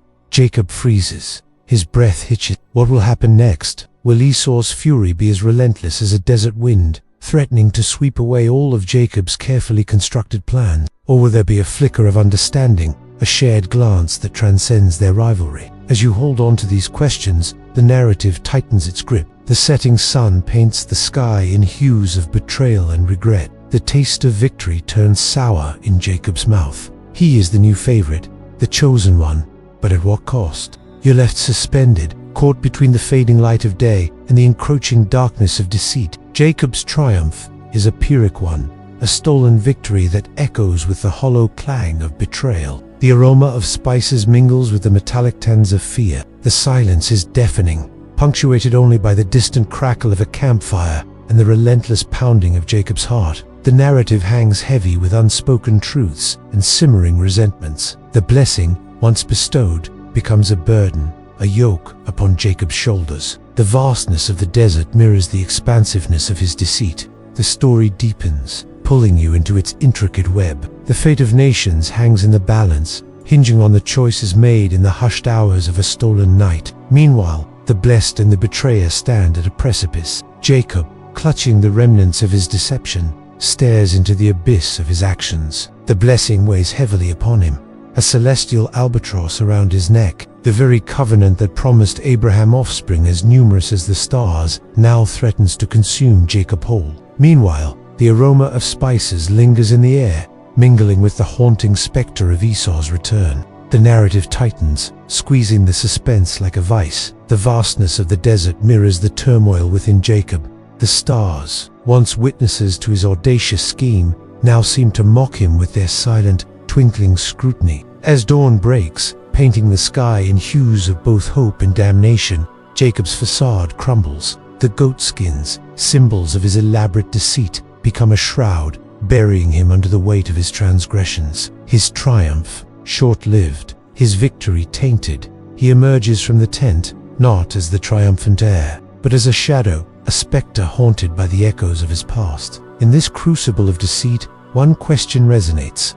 Can a blessing, once stolen, ever truly be Meanwhile, the narrative revolves around Jacob, the cunning trickster, who is just Borderside's blessing. But the story doesn't end there. It delves deeper into the profound impact of this blessing, exploring the complexities of fate, free will, and divine providence. As Jacob basks in the afterglow of his audacious deed, he realizes the gravity of what he has done. The blessing, once spoken, cannot be revoked. It's a celestial decree, an immutable command that alters the very fabric of his destiny. The covenant originally promised to Isaac now shifts to Jacob, making him the new vessel of God's promises. This narrative shift isn't merely a plot twist. It's a theological revelation, a testament to the enigmatic ways of divine providence. You're drawn into a world where human machinations intersect with the grand tapestry of divine intent. The blessing becomes a double-edged sword, granting prosperity and dominion, but also burdening Jacob with the weight of an undesired legacy. The story delves into the psychological torment of Jacob, a man thrust into a role he never sought. The irony is palpable, the contrast between his deceptive means and the magnitude of his newfound status. It's as if the narrative itself recoils at the audacity of Jacob's ruse, yet it moves forward, unflinchingly charting the course of his life, as predetermined as a shooting star's trajectory. The story, however, doesn't shy away from the ethical dilemmas raised by Jacob's actions. The sanctity of vows, the sanctity of familial bonds, and the sanctity of divine promises are all called into question. The blessing, meant to be a source of strength, transforms into a millstone around Jacob's neck. The narrative underscores the immutability of spoken words, particularly those uttered under the influence of divine inspiration. Isaac's blessing, once given, cannot be written. It stands as a testament to the finality of certain pronouncements that echo with the solemnity of divine decrees. As the story progresses, the blessing casts a long shadow over Jacob's future, shaping his relationships, his challenges, and his triumphs in ways both subtle and profound. The narrative underscores the paradoxical nature of blessings, their ability to elevate and to burden, to bless and to test. It's a story of fateful decisions, of choices that reverberate across generations, leaving an indelible mark on the course of history. You're left pondering the enduring impact of a single moment, a moment when a lie birthed a legacy. The desert night is heavy now, the air thick with the scent of cooling embers and the faint tang of goat meat lingering from Jacob's deception. You're standing just outside Isaac's tent, the canvas flaps swaying slightly in the breeze as the echo of Jacob's stolen blessing hangs like a storm cloud. The stars above glitter with cold indifference, and you're catching the sound of heavy footsteps crunching on the sand Esau's back, his bow slung over his shoulder. a fresh kill in tow. You can feel the tension spiking, like the moment in a movie when the hero realizes they've been betrayed and you're bracing for the fallout. If you were Esau, you'd probably be too tired to notice the vibe shift, but the camp's about to explode, and you're right in the front row, heart pounding like you just missed a deadline. Esau strides into the tent, his voice booming with pride as he presents the savory dish he's cooked for Isaac, expecting the blessing that's his birthright, or so he thinks. Isaac's reaction stops you cold. A tremor runs through the old man, his blind eyes widening in shock as he realizes he's been tricked. "Who was here before you?" he asks, his voice cracking like dry wood. Esau's confusion turns to rage, a guttural cry tearing from him as he pieces it together. Jacob, that scheming little brother, stole his moment. You're hearing Esau's anguish, raw and jagged, like a heartbreak playlist on repeat. Here's a strange fact. In ancient times, a father's blessing was seen as a one-time deal, like a single-use coupon for divine favor. So Esau's loss was final. Historians still debate if Isaac's shock was more about the deception or the realization that God's prophecy had played out despite his plans. You're watching Esau now, his face twisted with grief, pleading for something, anything, to replace the blessing Jacob swiped. Isaac's hands tremble as he explains the blessing's gone, poured out on the wrong son, leaving Esau with nothing but his pain. You can smell the dust kicked up by Esau's pacing, the air charged with his fury, like a phone overheating from too many apps running. This moment's etched in history, a turning point where Esau's loss cements Jacob's role in the covenant. But it's the heartbreak that hits you hardest. Esau's cry, "Bless me, me too, Father," is like a viral video you can't unsee, raw and unfiltered, a son betrayed by his family and his own impulsiveness. Picture yourself by the tent, the night air sharp against your skin, as Esau's sobs echo into the darkness. Isaac's voice softens, offering a lesser blessing, but it's like getting a participation trophy after losing the championship. You're smirking at the irony. Remember that lentil stew deal? It's like Esau sold his future for a snack, and now Jacob's doubled down with this blessing heist. The camp feels frozen, the usual hum of life drowned out by Esau's grief, and you're wondering how this family's going to survive this. The stars above seem to pulse, each one a reminder of the promise now tied to Jacob, while Esau's left grasping at shadows. The night's deepening, the fire's glow fading to a soft red, and you're leaning into this story, hooked on its raw emotion. The scent of dust and sorrow lingers, tying you to this moment, but your mind's racing with what's next. Esau's not just heartbroken, he's furious, and you're catching a whiff of danger, like the faint smoke of a fire about to flare. Jacob's victory is secure, but at what cost? You're ready to see how this betrayal ripples outward, walking through the camp under a sky that feels heavy with the weight of broken bonds and divine plans. When the sun crests over the horizon, you're smelling wood smoke and something else, a hint of fear. A chill wind rattles the tents, mirroring the unease coiling in your gut. The night has bled into morning, and the theft of the blessing is still echoing around you. The fire's embers are cold now, and Jacob isn't beside it, which means only one thing: he's taken off. And with that realization comes a rush of adrenaline, because you know this story's not over. In fact, it's just begun. You're catching scraps of conversation floating on the breeze, tales of Jacob's bolt. No one saw it coming, they say, and there's a mix of awe and envy in their voices. To leave in the middle of the night, to vanish without a trace, that takes guts. But there's another side to this tale, a shadow lurking just beyond the campfire. Where Jacob goes, trouble follows. They whisper, and you're hearing it now, the tremor in their voices, the way they keep glancing over their shoulders. There's a price to pay for that blessing, a debt that Jacob's about to owe. You're staring at the fire, tracing patterns in the glowing embers. Each log is a secret, a half-forgotten memory from the past. The same logs that Jacob warmed his hands by last night are now giving off this eerie glow. It's like the fire's reflecting the turmoil in Jacob's soul. He's won the blessing, yes, but at what cost? The air grows colder, the sky above seems to sag with unspoken threats, and you're suddenly aware of the vast emptiness that's settled over the camp. With Jacob gone, a piece of this place, a piece of all of them, is missing. The silence presses in on you now, punctuated only by the crackling of the fire. The logs are burning low, their flames flickering like dying embers, casting long, distorted shadows in the twilight. You're watching the fire now, mesmerized by its dance, and you know that just like these flames, Jacob's life is about to change. His victory is complete, but the dawn's breaking, painting the sky with hues of pink and gold, and the scent of new beginnings hangs in the air. But for Jacob, those colors are tinged with gray, and that new beginning is fraught with danger. The desert's quiet now, the wind whispering secrets through the dunes, and you're caught in the stillness, waiting for the next chapter to unfold. The fire's almost out, leaving you surrounded by smoldering embers, and you're pondering the choices that led to this moment. Like the logs in the fire,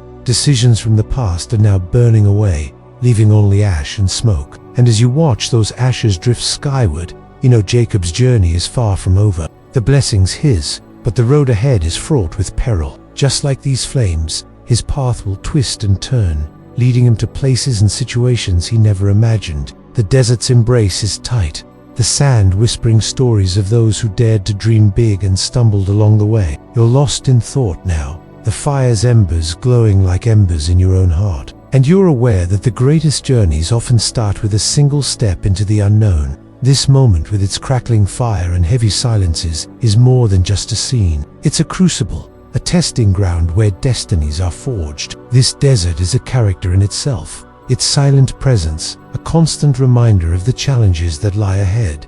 As you sit here, you're not just an observer, you're a part of this world, breathing in the dust and dreams, feeling the sun's relentless heat and the moon's cool caress. The stories whispered by the desert wind become your own. You're here to bear witness to Jacob's transformation, to see how this blessing, this burden, this love, this loss, this shapes him, defining his journey and the journeys of those around him. The fire may dwindle, the stars may fade, but the spirit of this place, the essence of this story, that stays with you, burning brightly in your heart, long after the final ember has turned to ash.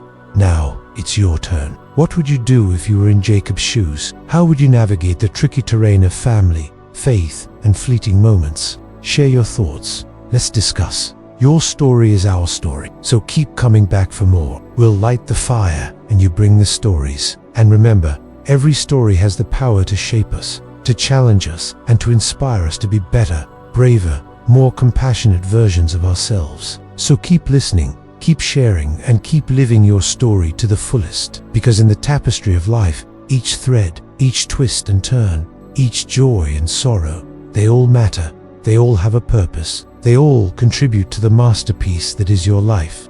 Until next time, let the fire of curiosity burn bright within you. Chase your dreams, embrace the unknown, and always remember the power of a good story to ignite our souls and guide our steps.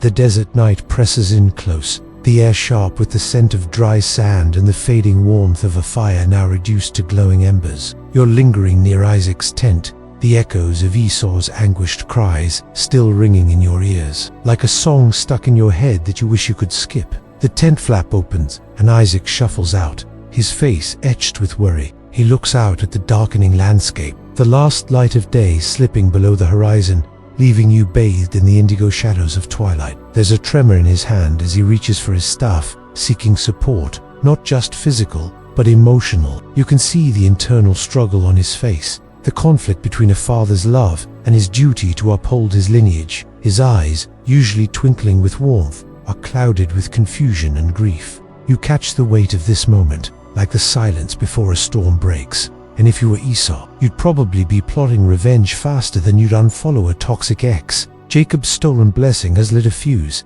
and you're standing close enough to feel the spark. You're aware of Esau's pacing outside, his breath heavy, his hands clenched into fists, and you can feel the rage rolling off him like heat from a sun-baked rock. The camp's eerily quiet, as if even the goats know better than to bleat right now. You're catching the weight of this moment, like the silence before a storm breaks. And if you were Esau, you'd probably be plotting revenge faster than you'd unfollow a toxic ex. Jacob's stolen blessing has lit a fuse, and you're standing close enough to feel the spark. Isaac, still shaken, tries to make things right, or as right as you can, when you've accidentally handed your family's legacy to the wrong son. He offers Esau a lesser blessing, one of struggle and eventual freedom, promising he'll break from his brother's yoke someday. You're chuckling at the irony, like Isaac's trying to comfort a 5-year-old with a juice box instead of the winning lottery ticket.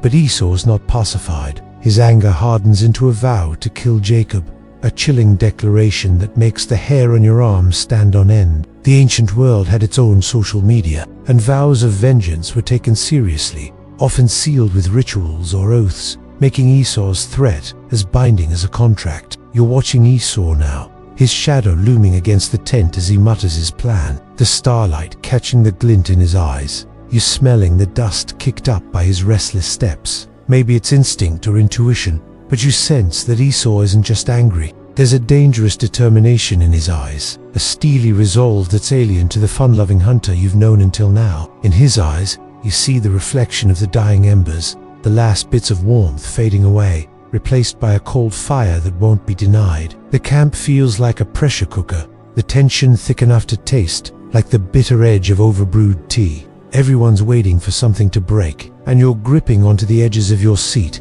eager to see how this will play out. Will Jacob flee? Will Isaac intervene? Your heart's pounding like a drum solo, and you're aware that Jacob's nowhere in sight, probably laying low.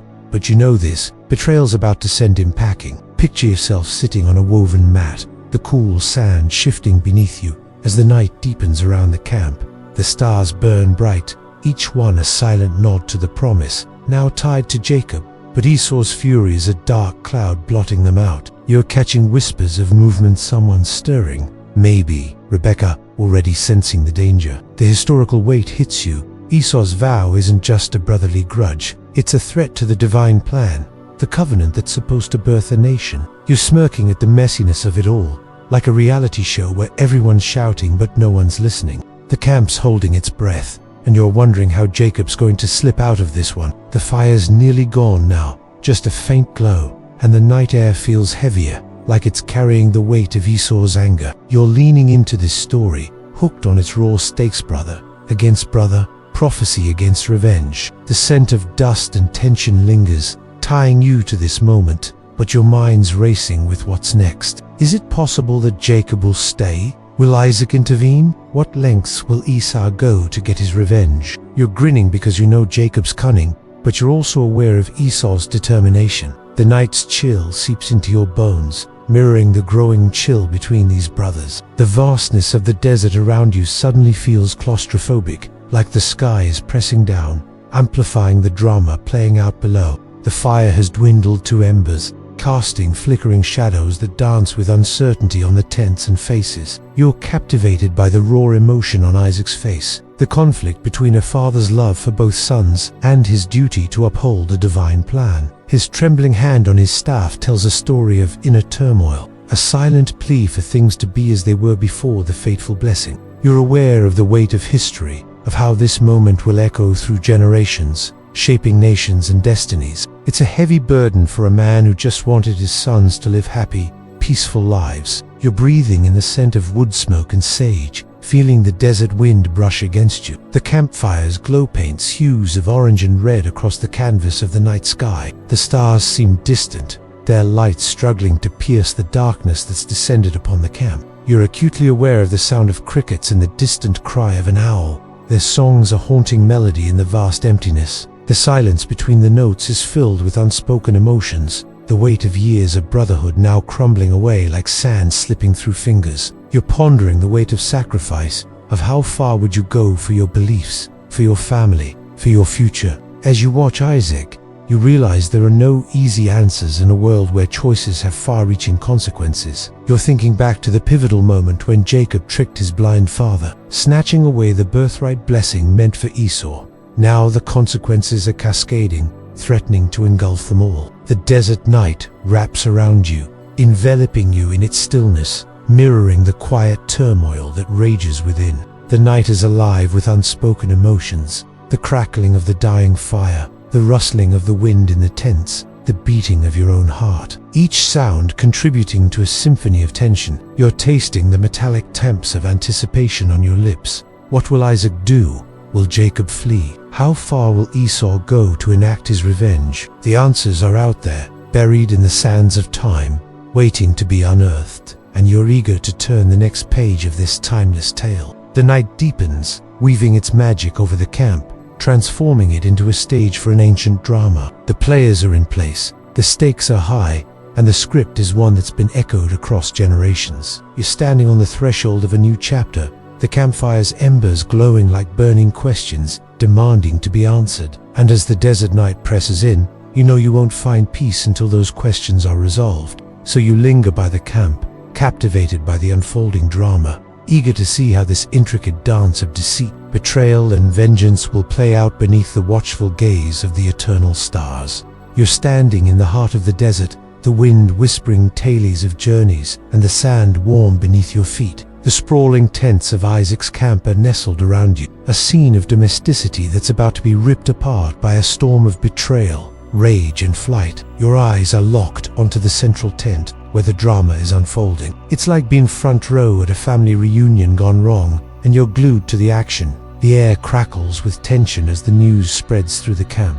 Isaac and Rebekah's youngest son, Jacob, has been marked for death by his twin brother, Esau. It's not just sibling rivalry, it's a full-blown vendetta, and the stakes couldn't be higher. And you're in the thick of it, feeling the collective gasp as Esau bursts through the tent flap, his face a mask of fury. His words are like stones hurled across the camp, echoing with the threat of violence. You can almost taste the metallic tang of blood in the air, and you're gripping the invisible armrests of your chair, leaning in as the drama reaches its peak. The desert night feels like a held breath, the air cool and laced with the dusty scent of sand and the faint musk of goats sleeping nearby. You're skulking near Rebekah's tent, the canvas barely lit by a dying lamp, as her sharp whispers cut through the dark. She's just heard of Esau's murderous vow, and you can sense her mind racing. Like a mom who spotted a red flag in the family group chat. The camp's wrapped in silence, save for the soft rustle of leaves and a distant jackal's howl,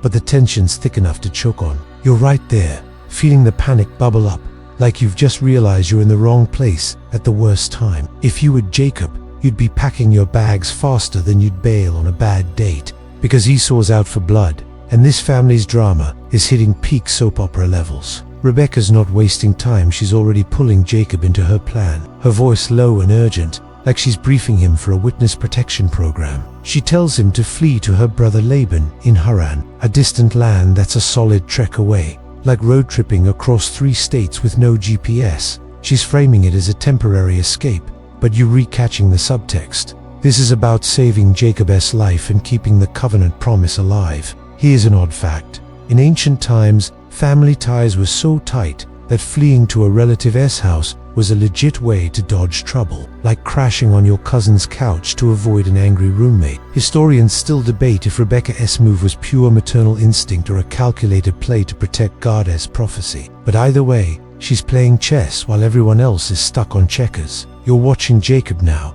his face pale under the starlight, as he absorbs the news that his brother wants him dead. The camp feels like a stage set for a tragedy, the air heavy with the weight of broken bonds. Isaac's brought into the loop, and despite the deception, he doubles down, blessing Jacob again, this time knowingly, charging him to marry within the family and carry Abraham's covenant. You're smelling the tension, sharp as the herbs Rebekah might have used in that fateful goat dish, and you're grinning at the irony of remember those goat skins. They're like the costume that launched 1,000 problems. This moment's huge, etched in history is Jacob's exile, the pivot that sends him from schemer to fugitive, all to preserve a divine promise. Picture yourself by a smoldering fire, the sand cooled beneath you, as Jacob prepares to slip away. He's got a small pack, maybe some bread and a water skin, looking more like a backpacker than the heir to a nation. The stars above burn bright, each one a reminder of the promise he's carrying,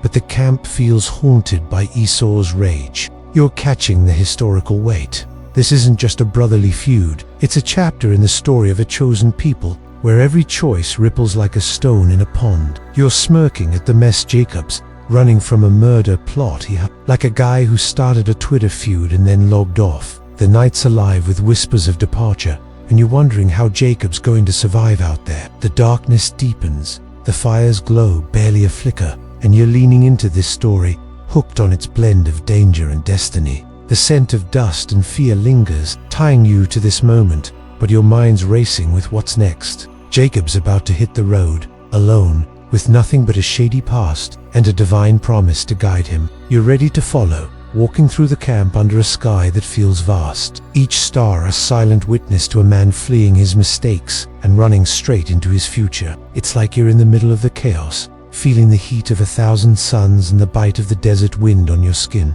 And you're not just watching this unfolding drama, you're part of it, breathing the same dust, smelling the same fear. The vastness of the desert mirrors the turmoil in Jacob's heart. You can see the conflict raging in his eyes, the clash between the guilt of his actions and the weight of his father's blessing. The decision to flee isn't just a matter of survival, it's a choice to honor a legacy. As Jacob prepares to leave, you find yourself sifting through his belongings, a worn cloak, a simple staff, a water skin that holds the promise of hydration in a sea of sand. These aren't just objects, they're symbols of a life about to change. Each step Jacob takes away from the familiar tents of his childhood is a step into the unknown. You feel the uncertainty in your bones, the fear of what might lie ahead, but you're also witnessing something profound, a journey of a flight from the consequences of a stolen birthright. And as the camp fades into the distance, you turn back to the tents, to the people who have become more than just characters in a story.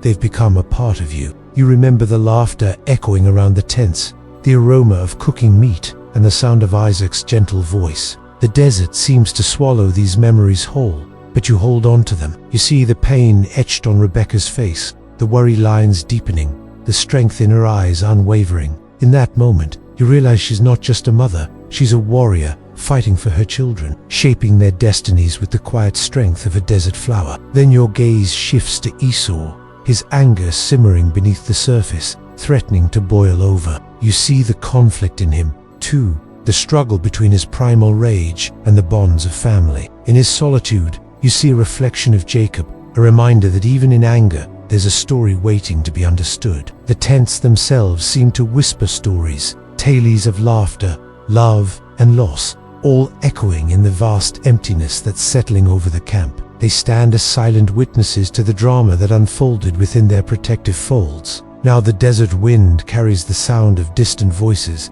the murmurings of villagers preparing for bed. The day's heat is fading into a memory, leaving behind a sky ablaze with stars. The vastness of the night mirrors the turmoil in Jacob's heart. As you watch him disappear into the darkness, you know you're not just following a character, you're tracing the path of a legacy. And now you're standing at the edge of the village, the flickering light of oil lamps spilling onto cobblestone streets. The air is thick with the scent of wood smoke and spices, and you can hear the buzz of evening life, the murmur of greetings, the laughter of children playing. You're acutely aware of Jacob's absence, the space beside you where he should be standing, filled only with the echo of his steps. It's in these moments of absence that you truly understand the impact he has had on this place, on this story. You're struck by how deeply human these characters are, not just figures in a biblical narrative, but individuals with hopes, fears, and dreams. You see the weariness in their eyes, the toll that living under the shadow of the twins' rivalry has taken.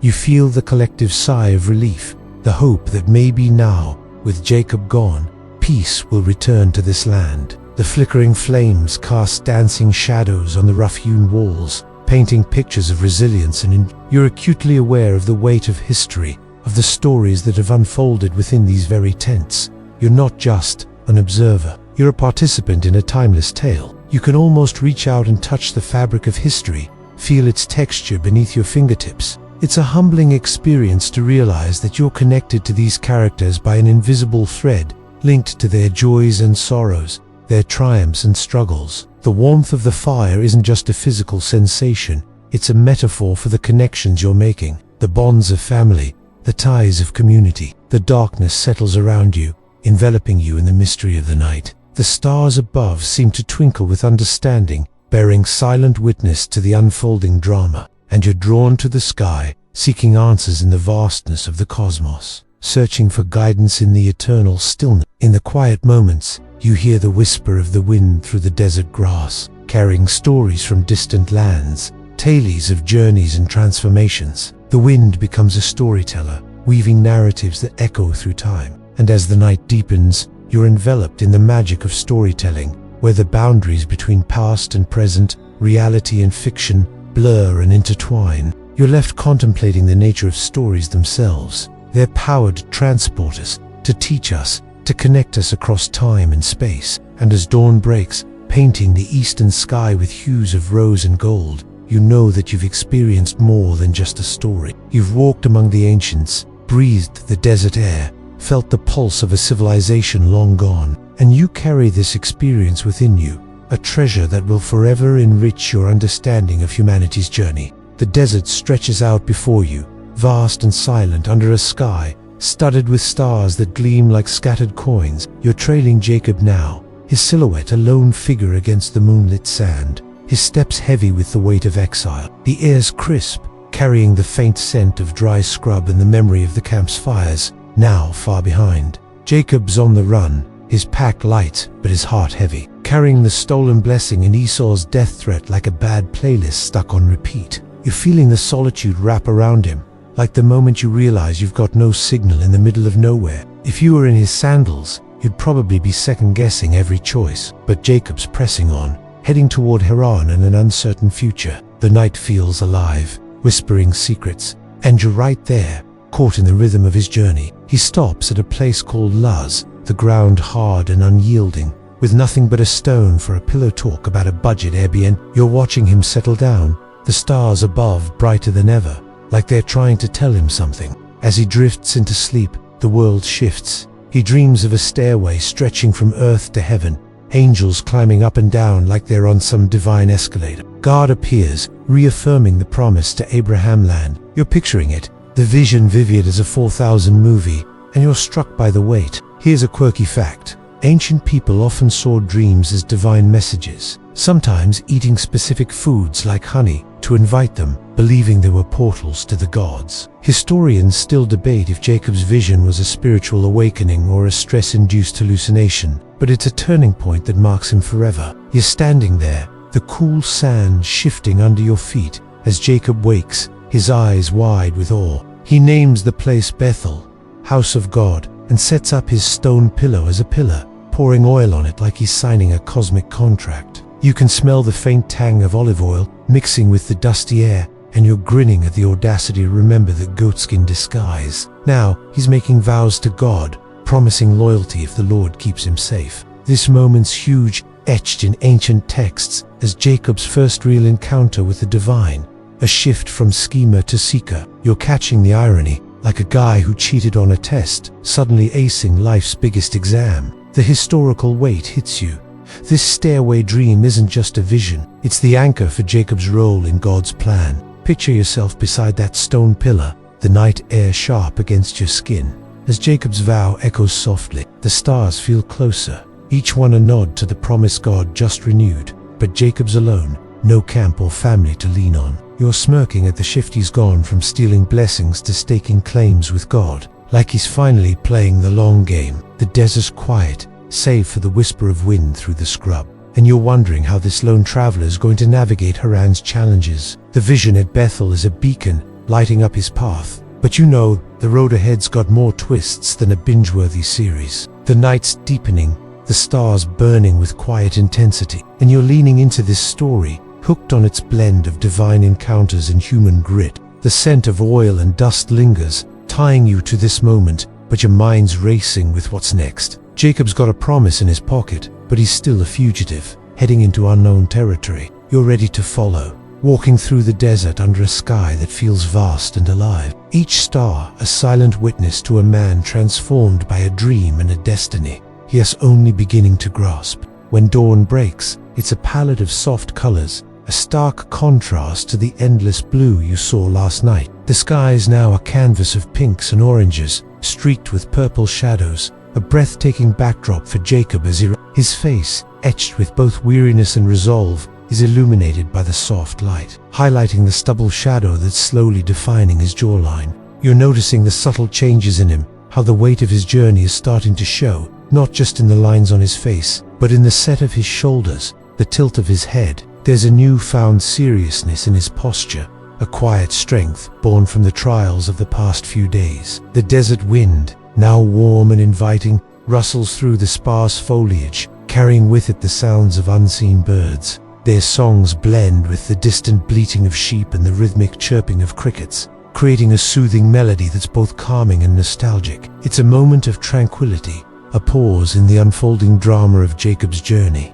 As he prepares for the day ahead, there's a sense of anticipation in the air, a feeling that today will bring new challenges and revelations. The vision from last night, vivid and life-changing, still echoes in his heart, and as he rises, he seems to carry himself differently. The young man who fled his brother Esau is gradually being replaced by the patriarch he is destined to become. There's a new sense of purpose in his stride, a newfound determination in his eyes. The desert, once a symbol of exile and hardship, now feels like the cradle of his transformation. The sun climbs higher in the sky, casting long shadows that stretch and distort like phantoms across the arid landscape. You're aware of the heat now, the way it radiates from the sand, seeping into the fabric of Jacob's clothes and warming his skin. It's the kind of heat that tests endurance, that pushes against the limits of comfort. But Jacob seems unfazed. His gaze is fixed on the horizon, his steps unwavering, his resolve hardening like the sandstone beneath his feet. The desert has a way of stripping away pretense, revealing the raw essence of those who dare to traverse its expanse. And as you watch Jacob, you see a man stripped bare, not just physically, but emotionally, too. The events of the past few days have been his crucible, forging his spirit into a shape that's both resilient and resolute. Ahead lies Haran, a destination shrouded in uncertainty, a place where Jacob's story will intertwine with new characters and fresh challenges. The journey, however, is proving to be as transformative as the destination. With each step, Jacob is shedding layers, leaving behind the entitled young man who once schemed for his birthright, and embracing the mantle of a leader who is learning the hard way that true strength comes, not from trickery but from resilience, faith, and an unwavering commitment to the vision set before him. The desert fades behind you, its vast silence giving way to the rolling hills of Haran, where the air carries the scent of damp earth and grazing flocks. You're walking with Jacob now, his steps steadier, but still marked by the weight of a man who has seen heaven's stairway and made a vow to God. The stars above are softer here, veiled by thin clouds, like a filter softening a harsh truth. Jacob's no longer just the heel grabber who tricked his brother. He's on a path that's about to test him with love, deception, and a wrestling match that'll redefine him. You're feeling the shift, like the moment in a series when the main character starts to grow up, but you know it's going to hurt. If you were Jacob, you'd probably be wondering if that Bethel vision was a promise or a prank, because Haran's about to throw him into a drama that makes his old schemes look like childish play. Jacob's time in Haran kicks off with love. Rachel, Laban's daughter, catches his eye like a notification you can't ignore. But Laban, Rebekah's brother, is a schemer himself, tricking Jacob into marrying Leah first, then Rachel, in a bait and switch that'd make you rage quit. A deal. You're picturing Jacob working 7 years for Rachel only to wake up with Leah, his frustration sharp as the tang of overripe figs in the market. He sticks it out though, working another 7 years for Rachel, building a family amid rivalries between the sisters that feel like a reality show gone rogue. Here's a strange tidbit. In ancient times, marriage contracts often included labor deals, so Jacob's 14-year grind wasn't unusual, just brutally ironic for a guy who's no stranger to deception. Historians still debate if Laban's trick was revenge for Jacob's past, or just business as usual, but it's a lesson in karma that stings. You're watching Jacob navigate this chaos, his tents filled with kids and tension, the air thick with the scent of wool and rivalry. Years pass, and he's prospering, outsmarting Laban with some clever flock-breeding tricks that'd make a modern farmer jealous. But the real climax comes at the Jabbok River, where Jacob wrestles a mysterious figure god himself, or an angel, depending on who you ask through the night. You're there, the river's gurgle mixing with Jacob's grunts as he fights until dawn, refusing to let go until he's blessed. He's renamed Israel, one who strives with God, a name that sticks like a badge of honor. This wrestling match is legendary, etched in history as the moment Jacob becomes the father of a nation, his hip wrenched but his spirit forged. You're grinning at the irony. Remember that heel-grabbing baby. Now he's grappling with the divine, like he's upgraded from petty scams to cosmic showdowns. Picture yourself by the riverbank, the dawn breaking in soft pinks, as Jacob limps away, forever changed. The air's fresh, carrying the scent of water and new beginnings, but you're catching the weight of his trials, love, betrayal, and a divine brawl that's left him marked but chosen.